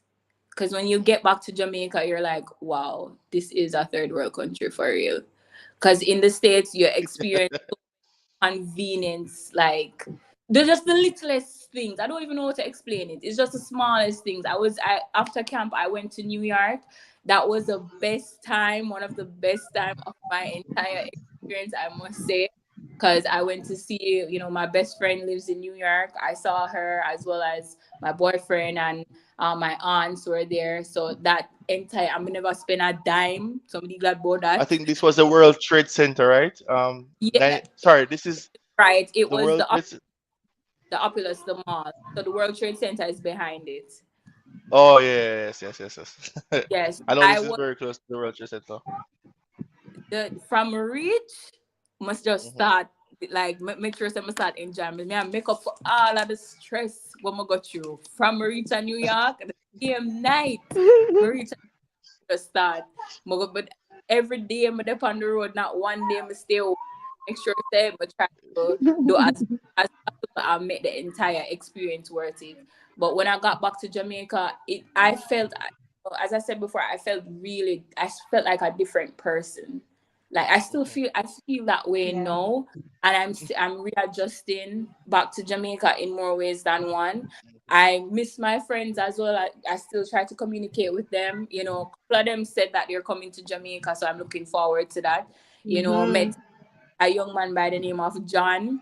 He's more like a frat boy in college. Like, yeah, okay, my dad is, yeah. So he's so fun culture and stuff. He's a good friend of, and unexpectedly a good friend of mine. Me and him have had like difficult conversations, which I respect him for it, like about race and stuff like that, because everyone, I'm telling you, like it's a cultural experience, guys. Like ask questions. I mean, dive in, because I was doing that. Like I know so much about South Africa. I met a princess. A princess was there at the camp. Her Mm. father is a king of a tribe in South Africa. So that was just her. What's her name again? What am I remember her name? Anyways, but I my guess you always, remember soon. yeah, yeah, yeah. So it's like it was just an experience overall. I mean, as much as you had the cons, you definitely had the pros of the experience as well. But being back in Jamaica, I just feel different. Like my mind frame is different. I feel I'm much, much more stronger mentally in how I Hmm. handle situations. I feel like I can do anything at this Yeah. moment in time, having the Hmm. to go there as well, going through ISATs, everything, like it me just feel different. Like me just feel like I can do anything. I know I am, trying to branch to something different because I'm trying to teach abroad in England at this moment. That experience itself is going to look really good on my resume. So, I'd already told the camp director. So but my tell her, I'm not come back. So she know, like once you got to the airport, she was like, Jody, I know you're not coming back. And I'm like, yeah, I'm gonna miss you though. And I just pat her on the back. Yeah, like Lynn, Mm. Lynn know what's up. Cause sometimes, I mean, they expect you, even when the long hours are there, they expect you to be constantly smiling. Hi guys. Yeah, let's go ahead. I'm not like that. Like once I Mhm. become tired and drained, 12 hours is long. Like 2 hours, I thought 2 hours was long because we got short breaks, but it went just like that. Like you start to value time like so Mm-hmm. much while being there. Like you value time. Like you realize that every second counts. Like every Yes. single, because it goes by so fast, and you realize like what can happen just in a jiffy, just like that. Right? So I mean my recommendation or whatever, what I say to you guys who are on the program: research, know what you're getting yourself Mm-hmm. in terms of, when you're talking to campus, our camp directors. Don't there's going to be a point in the interview where you're going to have questions for them. Mhm. Ensure that those questions are, it's not just some simple questions. It's questions that they have to look within themselves to answer. And not only that, it's an exchange, so they will be learning from you as well, and they're people, so Right. mistakes will be made. So be open to that, because Mhm. they're not perfect, we're not perfect. And be open to having like conversations, difficult conversations as well, because I feel like this is one of the reasons why we're there. I feel like the On the USO, program. yeah, Mhm. that the program itself is one of those main reasons, is to open culturally, so that everyone can understand each other in this globalized world, right? And you see that as much as we're different, we're very much similar in a lot of ways, Mm-hmm. right? So all the best to the persons who are going on that program, and safeguard yourself, like Yolanda said, in every way. Remember to protect yourself. And as she said, if you stay with a child, make sure say another child dead here, nobody can say rate, say. Protect Mm-hmm. yourself. Behave like use the ups, right? Like do that at all times. You And have to do that. I don't know if yeah, at Jody's camp they do no, they wouldn't do that because your camp is a special needs camp, right, Jody? So right, but at Tomahawk they have a buddy system. Their body system is a case where a child has to find a body to go to the bathroom while you're still following them, which means that if anything happens, the other child can say, no, that didn't happen or whatever. But you right, have to safeguard yourself at all times. You have to do that. And just remember that even though you are not in Jamaica, you are on a different soil, you have to remember their rules and laws are right. different. What they value or what they see as treasure for them may be something that we throw away. So you Mm, have to go there and, as my grandmother would say, you go at the people in yard, do as the Romans do. right, Follow right. them. Look what them a do and follow them. Cause I remember when we just got there, I was so tired because they said breakfast is at 6:30 in the morning. And guys, I can tell you, they value time. Yes, If you are at breakfast 6:32, be reminded you're gonna be penalized. Because if you're late, those kids are also late. Because those kids have to come with you from whichever cabin you are at. So you just have to remember that you work with the timesheet that they give you. They give you a timesheet, you work with it, you set your alarm. What right. I normally do, I don't know if others would do this, but I normally bathe late in the night, like 12 a.m. in the morning. I have a Yes, shower. yes. So in the morning, when it touches 5:30, I can lay down for an extra 5 minutes because I Facts. already showered. So I just get up and I start singing. I start because they have songs that you have to learn. And Yes, guys, I can tell you this, you need to learn their songs. You need to Mhm. learn it. So if it's even stay there and humming, because in the morning, that's what the kids want to hear. They want to hear those songs being sing to them so they can get active and get ready for the morning's activities. So as Mr. Charlton said, and if you decide to go on this program, you have to go with determination and know that everything is possible once you have Christ in the vessel. So as me and Jody said, go and have a fun time. Don't worry about anything. You'll be fine. Yeah, good. Mhm. So there you guys have it. Yes, so it's basically just to go on a program and to learn about different cultures. Of course, Jody had mentioned that she had a culture shock, and Miss Yolanda mentioned about the same culture shock that she had. So again, guys, it's just a learning experience, right? So it's for you to just basically uh, go in the US, go on the program and basically learn from different cultures, different activities, different things to do on the camp. So it's a learning adventure, right? You will learn from different cultures, different people, um, uh, and you get to teach them your culture as well and get to share your values. And I know Miss Yolanda mentioned about cooking for them. So, guys, as I mentioned, we're going to pause for a short couple seconds break. So stay tuned. We're going to talk about how to apply in the next segment, and also uh, about the workshop that is coming up. It's not really a workshop, it's actually an interview or hiring event. The camp directors are coming to Jamaica to hire camp counselors directly, and we're going to tell you guys how the process is, or what it is like in applying for the program at ISATS Jamaica. The Hospitality and Culinary Program falls under the Department of State. Imagine this. Every year, thousands of individuals around the globe are transforming their lives through cultural exchange programs. It's an astonishing figure, right? Now, let's dive into how these programs can enrich lives and foster global understanding. Cultural exchange programs act as gateways to personal growth. They challenge individuals to step out of their comfort zones, explore unfamiliar terrains, and build resilience.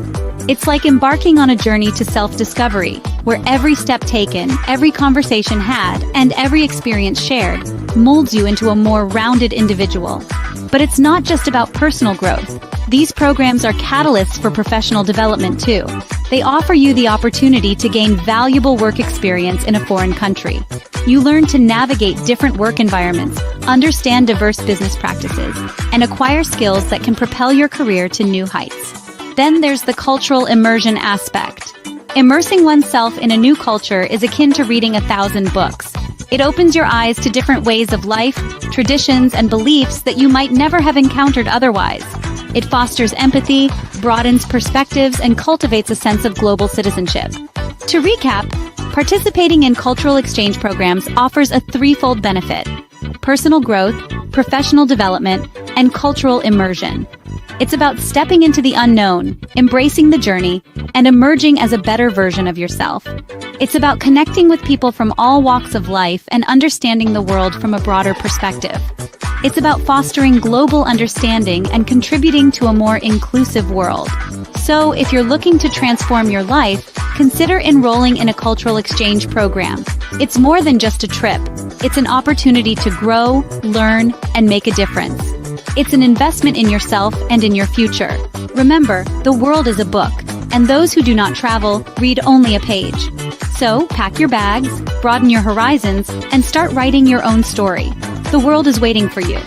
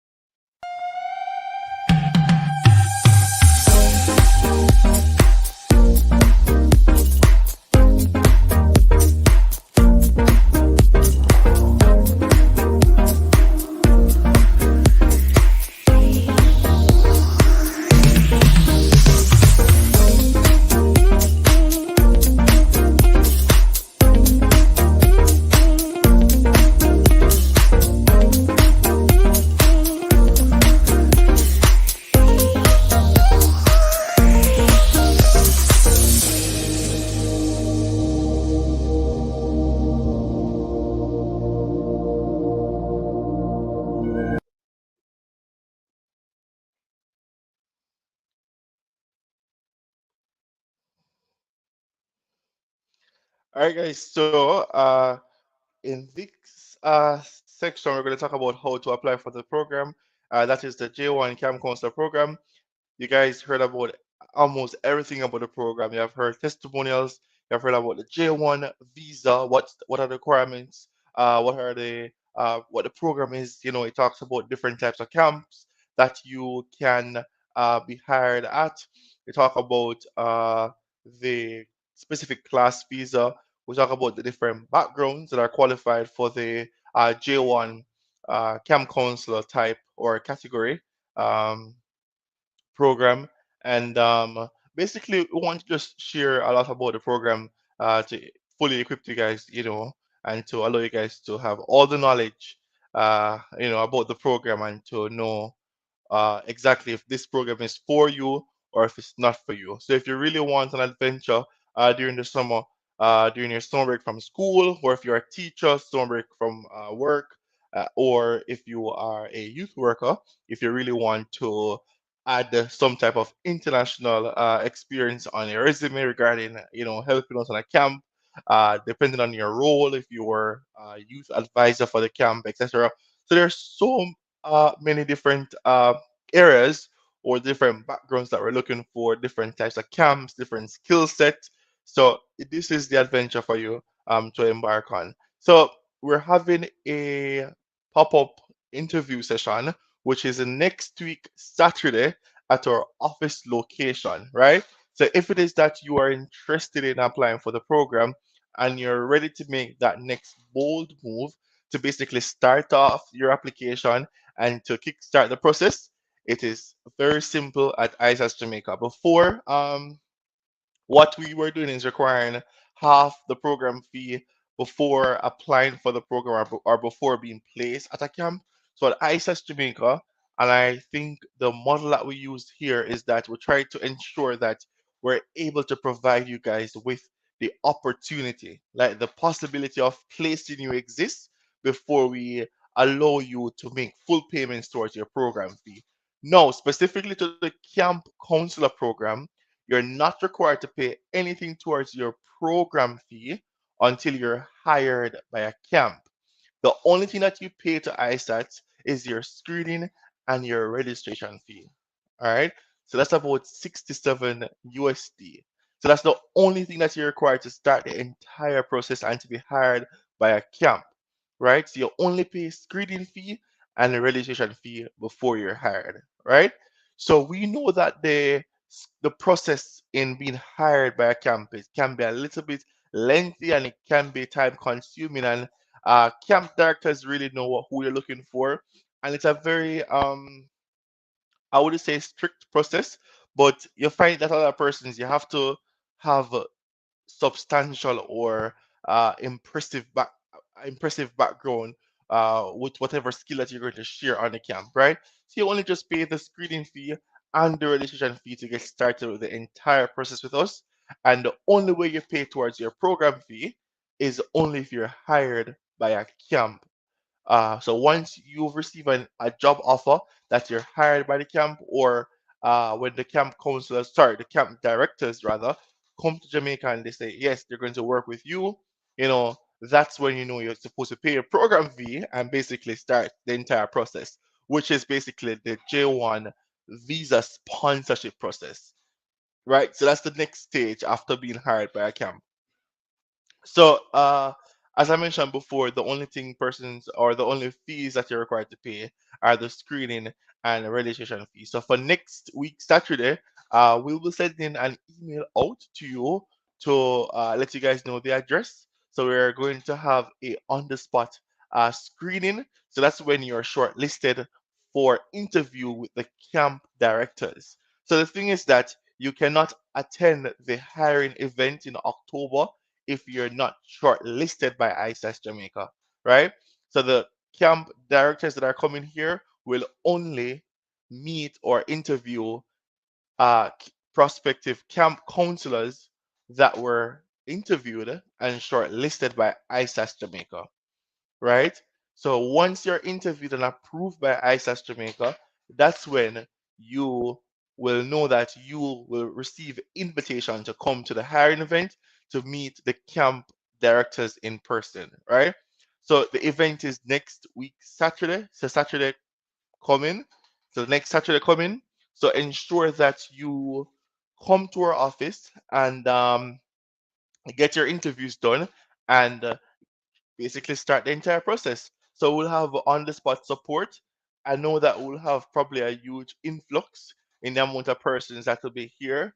So we'll have a tent that can accommodate you guys, from the stone if there's any stone on that day. But we will have our recruitment team here on the Saturday to interview person and to shortlist you. And basically, you can come and make your payments, you can come and start your application, and basically start the entire process for the camp counselor journey. So it's this Saturday coming. So ensure that you can always look on Google Maps, type in International Student Affairs and Travel Services. You'll find our office location is at 4 Lismore Avenue, Kingston 5. It's street number 19. You can't miss it. It's right off Oxford Road or off Olop Road, close to the Crossroads area. So again, guys, you can look at our website for the contact details and to start the entire process and to kickstart your overseas adventure, right? So it only takes about $67 just to get everything confirmed. And usually, once you're hired by a camp, you know that you'll be sponsored by the US sponsor. So you'll receive your packages from overseas to take with you to embassy. But you'd have to pay your program fee for all of that to be done. Your program fee will cover your insurance, letter of support, ongoing support while you're in the US, everything basically to embark on an adventure. And the US or the interviewer at the US embassy, they will require all those documents, like a civis confirmation.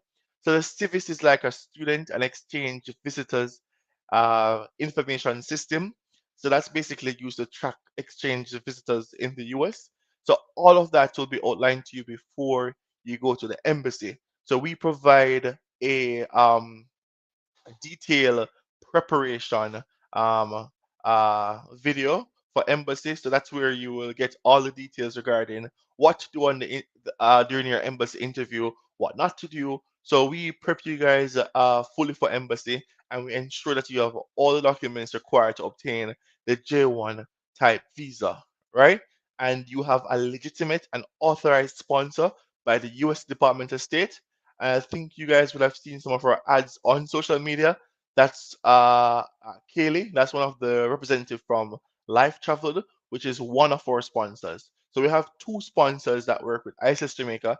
And frankly speaking, if you guys have your own camp or a camp hired you directly, we can offer you with a sponsorship as well. All right. So I'll welcome again my colleague, Miss Crooks, and she will tell you a little bit more about the event for next Saturday coming up and what you should bring with you and what you should prepare to experience in terms of your interview and what will be asked you, like a summary, and how to prepare fully for next week's pre-screening uh, event.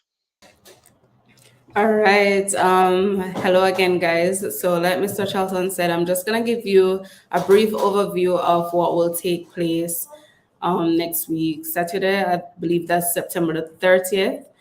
I know you guys may want additional details. We are going to send out a general email to everyone to give you more information about that screening event. And of course, in that email, we will state our office location and the documents that you should take on the day. But just to give you a brief overview, so the event will take place at our office location. That's 4 Lismore Avenue. That's off Old Hope Road. The event is scheduled to start at, I believe, 10 a.m. to 3 p.m. So you will get the opportunity to book your interview in advance so that when you arrive, you can just do your interview and then leave. So your interview will last for about 5 to 7 minutes. It won't be anything drawn out. So ensure during your interview you share your skill set. We want to hear your skills, and if it is that you have certification to back those skills, you can definitely take those. So if it is that you're, for example, a teacher and you have a bachelor's degree in education, you can take your degree certificate. If it is that you have a certificate from swimming or drama or any skill set that you possess, if you have the certificate for it, definitely take it because that's a plus.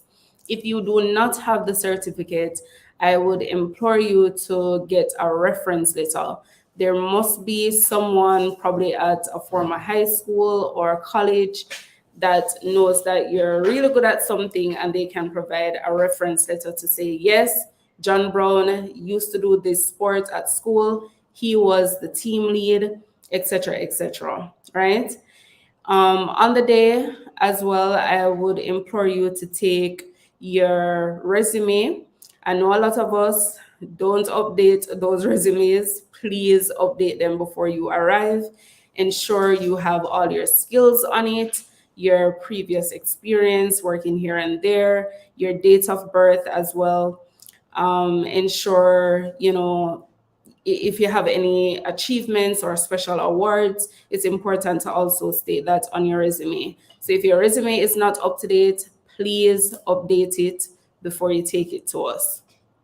So again, as it relates to documents, take your resume, your certificates, whether your degree or if even if you're a heart student or if you go to any other vocational institution, you can take your status letter to say that you're a student there and you're doing XYZ course or whatever you're pursuing. Again, just take your status letter or any skill-based certificates that you may have. So that's your resume, your passport, and your certificates. Again, guys, we're going to start on time because we don't want it to be, too drawn out and a backlog in terms of appointments. So again, we are going to provide you with a link so you can schedule that interview in advance. So if you know that you're traveling from far, I would implore you to book an afternoon appointments like 2 p.m. or 3 p.m. And if you're closer in Kingston, you can definitely come in the morning at around 10 a.m., 11 a.m., etc. Again, your interview is going to last about 5 to 7 minutes, so it won't be anything lengthy. We will do your interview. Once you're shortlisted, you will be notified. And again, right after your interview, you can leave or you can stay to start the application. All right. Um, I think we have a. Oh, go. oh, go ahead, Miss Brooks. No, I was saying you can go ahead. Oh, Oh, okay. okay. All right. So I think we have a question here. I think Miss Crooks can answer this one. I think Kesia Williams, or sorry, Wilson, is asking if there's an age limit. Just to answer that, I know Miss Crooks can extend on that. Just to answer this question, there's technically no age limit for the program. However, usually when persons are at a specific age bracket outside of the youth age bracket, for example, probably over the age of 30, uh, we usually ask that they be a teacher, or have some type of experience working with children. So we have had persons who are in their, I think, 40s or so forth, and they actually went on the program. But you would have to demonstrate, you know, the experience and you're ready to basically justify and to show proof of all the experience you have and how is it that your experience will impact or benefit the camps. All of that must be a little bit more substantial than a regular youth worker or a student, right? So for the older folks, you would have to demonstrate some substantial level of experience working with children. Otherwise, at embassy, you might have some issues because the consulate might not be um, confident that you are applying to share experience, but more so you may have permanent intentions in the US. And it's situational. So again, you must prove or demonstrate with substantial evidence that you are well qualified for the program and you're ready to share your experiences, basically. So guys, you can shoot your questions in the comment section. I'm not sure if Miss Crooks, if you want to add something to that or no. All right. Just to add to what Mr. Charlton said as it relates to age, um, according to the Department of State, because that's where we get our information from, and we follow the guidelines as it relates to, the Department of State or the U.S. government, there is no age that's actually stated on their website as it relates to the J1 Camp Counselor program. However, like Mr. Shelton said, in Jamaica, sometimes being over a certain age, it can pose a little challenge, because embassy interviewers, they oftentimes think that Jamaicans may have, other intentions when it comes to these programs. So, like Mr. Charlton said, it's important that you are well qualified for the program so that during your embassy interview, you can convince them that, hey, I'm a teacher, I'm an art student, and I can share my skills at the camp. And, this is why I'm qualified for the class visa. Just to add to what I was saying before, as it relates to Saturday, which is the pre-screening event, in addition to your certificates, if it is that you have any tangible evidence of your skills, whether it be some type of embroidery or a video to show that you can do something, whether pottery or drama or just a little snippet, nothing lengthy, just to show, your skills, that would also be great. So if it is that you don't have the physical certificates, but you want to show evidence or proof of your artwork or your trophies that you may have received, or any little thing, again, we welcome them. So feel free to take them with you, even with your certificates, if you do have that. So again, we will send out a general email, and in that email, we will have the link so you can book your appointment in advance. And we're going to start on time. And again, if you want to start application from in office, you can definitely do that. As it relates to or the application itself, it can be done online in the comfort of your home. Everything can be done online. Our portal is user friendly. You can upload your documents online, make payments online. Everything can be done online. It's just that for this event, we're doing the pre-screening at our office so that persons can be shortlisted for the grand hiring event, which will take place at the end of October. So again, you'll get further details in your emails. And of course, if you have any questions or concerns, if you want to reschedule the appointment to a later time, if you know you're going to be late, it's important to communicate that way in advance. All right. So don't wait until the day or the day before, but mentally prepare, or commit to the time that you have selected, because again, we have a lot of persons that's interested in this program. All right, guys. So I'm looking forward to seeing you on Saturday. Again, take your skills, your certificates, your little videos. I'm really excited to see what you guys will be able to contribute to the camp. And I hope that everyone here will be successful. Yeah, and just to add to that, what Miss Crooks had said, that don't wait until last minute, because just so you guys know, with these programs, we have a quota that we're working with. So we can't accommodate the entire Jamaica, of course not, and we can't accommodate everyone who apply for the program, right? At ISS Jamaica, we have a very, if I may say, stringent hiring or screening process, because honestly, we don't want you to waste your time, and we don't want you to waste your money, right? So that's the reason why at ISS Jamaica we have a very stringent screening process. Like we look for exactly what the camp directors are looking for, and we look for exactly who would be approved by the sponsors, right? So the sponsors or the authorized companies that are approved by the Department of State to issue sponsorship, they are, or some of them are our partners, and they give us the responsibility to ensure that we screen the best of the best, right? So at ISIS Jamaica, we will not proceed with you only to allow you just to be a customer of ours.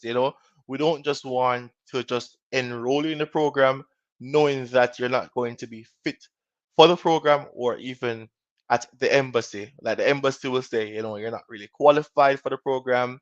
So we ensure that our J1 participants are screened well, and you have everything. So whenever you're going to embassy, you know that you're well prepared for embassy, and we're confident in who we're sending to the embassy. Because we send participants with a nice little folder that says ISS Jamaica. So they will know that by when you're in the line, the consular will see that you're somewhat an exchange student, because the folder is very common, you know. So ensure that we send the best of the best on these programs, and that you have everything to prove, and you have all the evidence to justify your experience, and you have your references that will show your everything for the to prove your qualification, or to basically confirm that you're qualified for the program, right? So that's the reason why we allow persons. So I know some perhaps agencies, or different people have different processes, but at the ISOS Jamaica we don't require a person to pay towards your program fee specifically for the camp program, because again, you don't want to just pay money hoping to get hired. That's not what we do here. So you only get registered and pay your screening fee, and you will be in our pipeline. Once you're approved by us, we're in based on our experience and who were placed and who have gotten a visa. That's how we basically position our screening interview for, you know. So it save you the stress and save you the money to be, going forward. And we don't want to deep down know that he's or she not going to move on from the sponsor interview, and have you proceed to different stages and just lose money, and everything just gets in shambles. So we just ensure that we provide a process that will be best for you. So you don't pay anything towards your program fee until you're hired or given a job offer, and that's when you know that, hey, things are going to look bright on my side, because I'm going to embassy now. I have a job offer. I have all my certificates to prove. I have my teaching uh, degree. I have everything to show, because ISAT's team, they saw all my certificates. The sponsors have seen everything, my experience and everything. And the camp, they hired me, and the embassy knows that you have been through a lot of processes to get to this stage. So it's basically, to go to the embassy and show them in English that you're a well-spoken individual, and your interests are aligned to the program description, and you're ready to embark on the adventure, right? Once you're honest in your application for the visa, once you are qualified for the class visa, and once the interviewer or the consular officer is satisfied based on the type of visa you're applying for, you should be okay in being granted the visa, right? Somebody's asking right here, the registration fee is 35 and 6. So basically, there's a discount going on right now on the website. So if you guys don't realize, you can only pay 35 USD to get registered, and that's basically your registration fee and your screening fee. And guys, that's a grab. So if you guys really want to start the process by paying half the amount that's required, you might want to jump over to the website. And I know it's a limited time offer, so I know somebody probably have seen it on our website on the portal. So that's where you can go ahead and basically pay the fee online. You can ask somebody to pay it for you, and you give them if it's cash you have, or you can pay it in our office. That's if the deal is still on for tomorrow, sorry, for Monday or this week coming. So you might want to grab it, before it's removed from the website, because all our J1 programs, they're paying $67 for the registration and screening fee. So can benefit by paying almost half that amount, to get started, less money from your pocket. At least you save a lot of money, almost is it almost $5,000 you're saving? So it's a good saving amount and a good way to allow you to get started, by putting less burden on your pocket. So that's one thing to notice on our registration portal. The website is in the Flickr text right here down below. It's www.isatsclientadventure.com. So you can create an account, or before you create the account, you might want to pay the fee, then create the account, because it's for new customers. So um, again, you can go on our main website and read up on the program and to see if it really, if it's a program that really suits what you're looking for. All right. So again, guys, if you have any comments or any questions or anything that you want us to clarify, you can shoot it in the comment section down below or to the right of your screen. You can just tell us the questions you have so we can answer them right here. All right. So the thing is that on Saturday, I think my colleague had mentioned it on Saturday. If it is that you are doing a screening interview, you must be fully registered, which is paying the 17 USD, right? No, you must I think somebody's asking if you should be fully. So on the day, um while I go through these comments, I'm gonna allow my colleague just to explain the process regarding on the day, because I know many persons are asking if you should pay the fee before. Okay, so again, as I mentioned before, um let's reading through the comments. 98% from real. Yes, Spain. Okay, so as I was saying before, guys, the deal is on for 35. Is it 35 USD? So you can go ahead and grab that discount. And in the event that you're not hired by the camp in October, remember we have two sponsors that we work with, so we have more camps that can possibly hire you if you're not hired by the camps. They have different options working with, right? So once you're screened and shortlisted, you have different options or different camps. So we can always add you to our alternate or the second sponsor database to possibly get you hired from a different camp, right? And I know many persons in our program for this year for the J1 camp counselor visa, a lot of our clients actually got approved their visas again because of how stringent our process is here. So Miss Crooks will tell you a little bit more about the visa approval for camp counselors. Right. I saw someone asked in the comments about the possibilities of the visa being approved. We do have a very high approval rate. For this program in particular, based on my recollection, only two persons were denied out of, the entire group, which is not good in terms of them being denied, but in terms of the approval rate, it's very high for this particular visa, which is the J1 visa. And even for our other programs, which would include the work and travel program and the internship program to the US, they too have a very high approval rate, especially from our company.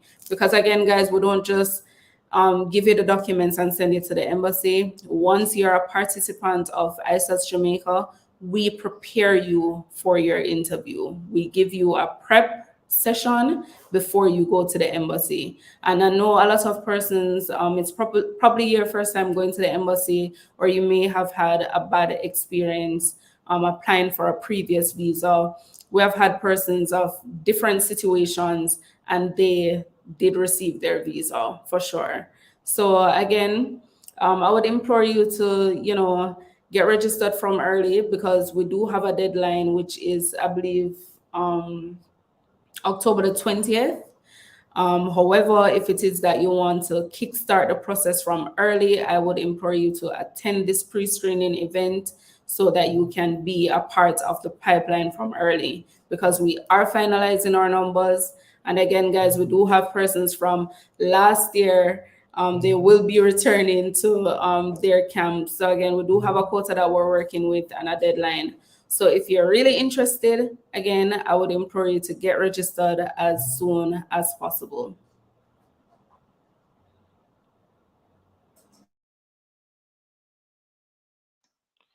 Yeah, so as Ms. Crooks stated that we have a limited amount of persons that we can accommodate for the program.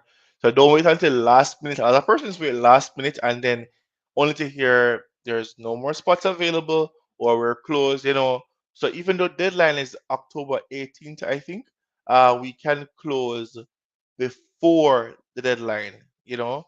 So it's up to that date, but we can close way before because we will close when we're at our quota. So we have received like lots of applications, but when we have screened and approved the amount of persons the sponsors are looking for, we'll slash the list basically right there and just ask that you put your application to the next season, right? So if you really want to partake for this year, it's best to act fast, right?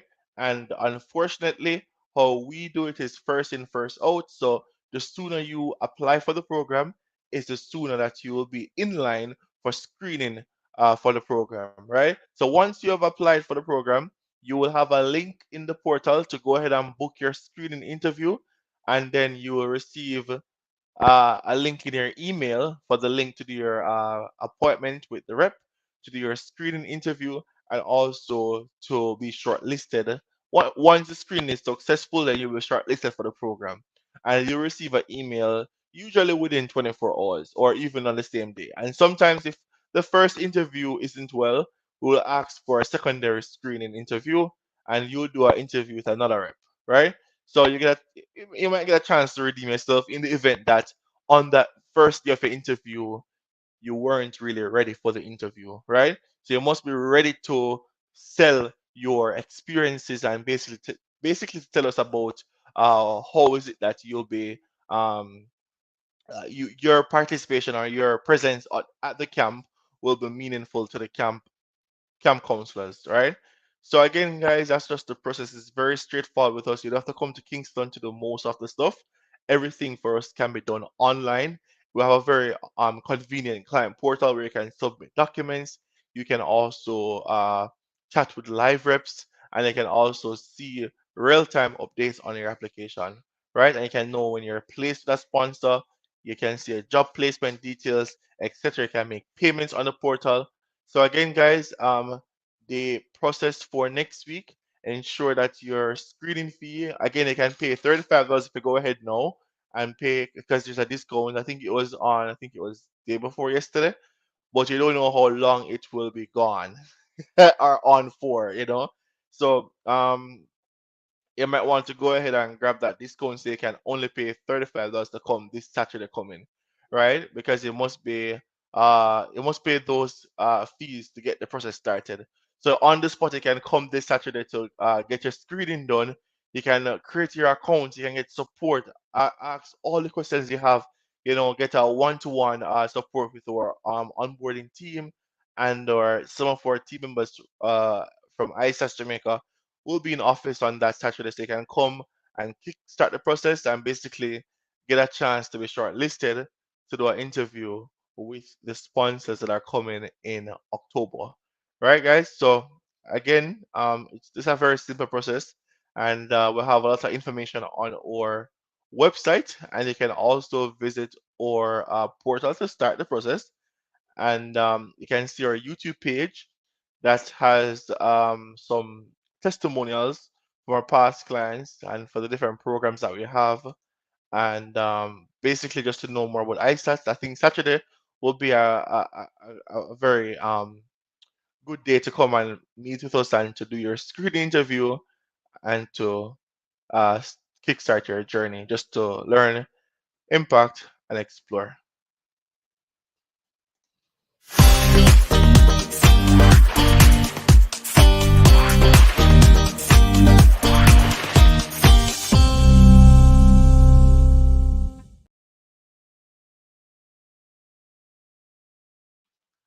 All right, guys. So, again, if you have any more questions, we're going to run through the questions one more time.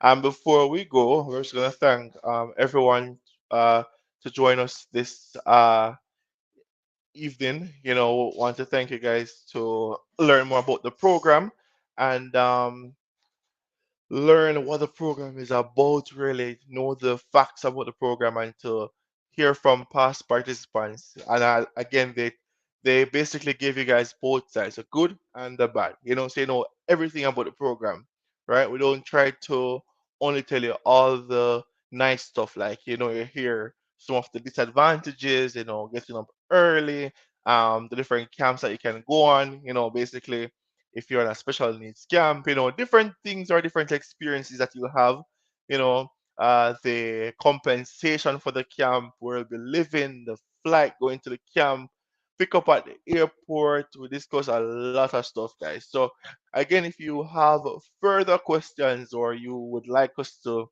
just clarify something, you can always just give us a call during our regular business hours, and somebody will be more than happy to answer all the questions regarding the program, right? And again, guys, come to our office next week, Saturday. Come early. First, you need to book an appointment, because without an appointment, you can't do an interview, unfortunately. So book your appointment. Go ahead and grab that half off screening fee and come and start the process. Get screened. At least you're only paying $35 just to start the process, as opposed to some persons who are paying $500 to start the process, So you can go ahead for the camp. Again, ISS Jamaica is very stringent when it comes down to screening, and we're looking forward to you guys to come and tell us about your skill, and to first to assess them, and basically shortlist you guys. They can come and meet the camp directors that are coming here in October, right? So they're coming to meet you in person and hire you on the spot, and once you're shortlisted by us, you will realize that your portal access will be updated to pass, and you'll have more features to track your application, to update your placement, and you'll receive the email as to where the event will be held for the hiring event in October. And the camp directors will see your profile before they meet you in person. So everything is ready for them once you are shortlisted by ISIS Jamaica. All right, guys. So, again, thank you guys for listening in on this camp counselor workshop, and or camp staff USA workshop, and we hope that we answered all the questions you guys had before you joined this session, and we clarify all the misconception or the impression that you probably had that wasn't true about the program, and now everything is somewhat clear or clearer based on what you thought before. So we're so happy to have this session to clarify and to provide a deeper insight as to the program itself, right, Miss Crooks? Yes. So again, guys, get registered as soon as possible. We do have a live chat feature, so even during the day, if you want to shoot us a WhatsApp message or chat with a live rep via the website or the portal, those features are available. So don't be shy. Ask as many questions. You'll get through to us quicker via WhatsApp. I'm gonna ask Mr. Charlton to just put that in the chat, and we'll also state it in the email, so that you guys can have access to that. Sometimes our telephone lines, they are overwhelmed, because again, we don't only offer the camp counselor program. We have UK internship. We have persons interested in Canadian pathways, US based programs, adventures for Peru, Disney, etc. We have a lot going on here. So I would implore you to utilize our live chat feature, so that you can get the necessary assistance. And again, you can WhatsApp us anytime during the day, and yeah, you'll get a quicker response that way. And again, guys, if you're looking for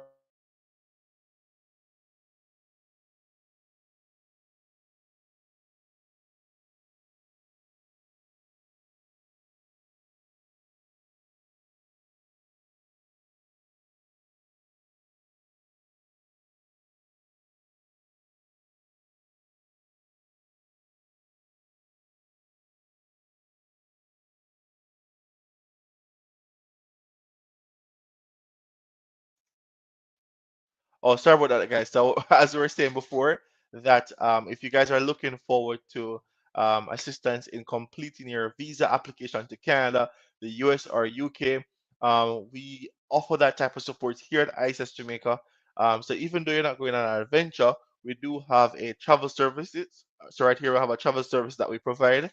So, if you guys want to, visit your friends or family or loved one overseas, we can assist you guys in applying for the appropriate visa and completing your application accurately, because that's one of the big reasons why people basically get denied the visa, because they have probably an incomplete application to Canada, and you need to ensure that your application it has all the details for assessment. So if it is that it is incomplete, then that may open a room for rejection, and you want to ensure that you fulfill the application prerequisites, or what will classify an application as complete, so ensure that basically, so we ensure that you have that type of support from our experience, in completing a lot of visa applications, especially to the US and also to Canada. You know, a lot of persons, we have done so many applications, so, a lot of persons who want to keep their business private, but we have a lot of approvals, you know, and it's situational. I will try to assist you guys as best as possible, and to basically give you the best advice as possible. So again, guys, go over to our website and check out our Camp Counselor program, or go to our portal and start the process. If you go to our website, you will see a button at the top that says apply. So you can click that button and kickstart your overseas journey, which many persons, they literally started in a room just like what you guys are here in now. So like a live session that they were in, and basically they thought about it, and they think very deep about it, and then basically make the next step to basically just start their journey. All right, so once more, thanks for tuning in this evening. We're looking forward to providing more details to you regarding the Camp Counselor program and other programs that we provide. So you can always subscribe to our YouTube page, and also like our Facebook page, and follow us on Instagram, where we provide more updates. And they can always send us an email or give us a call at 1-876-960-0833 for more details. All right, guys. So, thank you.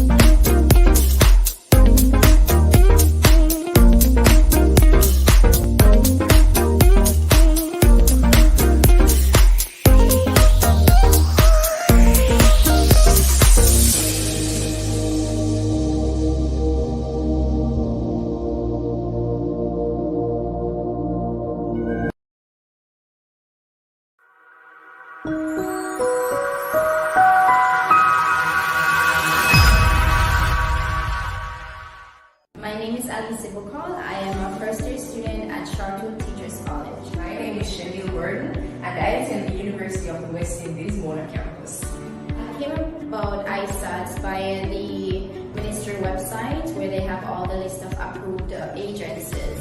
And the reason I chose them was because of their close distance from where I live. Okay, so when I was at school, one of my friends signed up for the Camp Counselors program, and he went to an orientation. And then he told me that ISAT had a work and travel program, and that it seemed to be very good. So I looked up ISAT on Instagram, and I saw that they were registered with the Ministry of Labor. That was a plus for me. Okay, for registration, the process was pretty simple. It was done online, very time efficient. So therefore, you don't have to be back and forth. You just go ahead and process was pretty simple.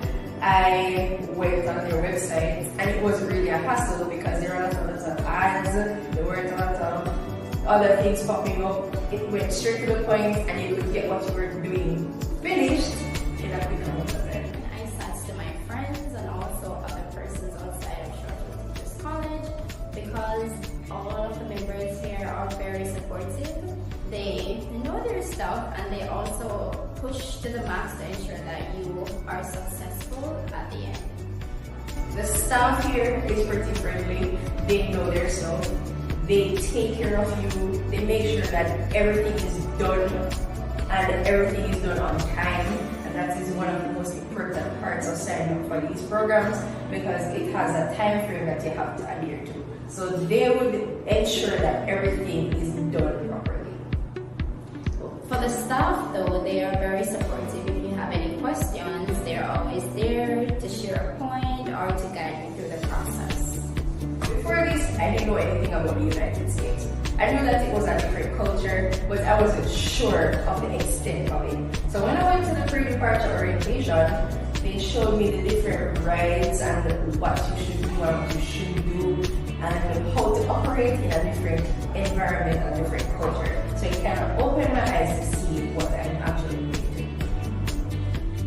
The pre-departure orientation was very educating. The process was about informing you of your do's and don'ts, your rights as a J1, and also just to give you a little first-hand experience of what to expect when you go. I will be working at the club at Ivy's, and I'll be working in the golf shop there, the retail shop, and this is in Florida. I will be working at West End, that is Hilton Head Islands, South Carolina. I'll be a floor attendant, so I'll be pool attendant rather, will be helping out around the pool. Thank you, ISATs. My visa was approved and I can't wait to start my next adventure overseas. Thank you, ISAT. I'm looking forward for a memorable moment this summer.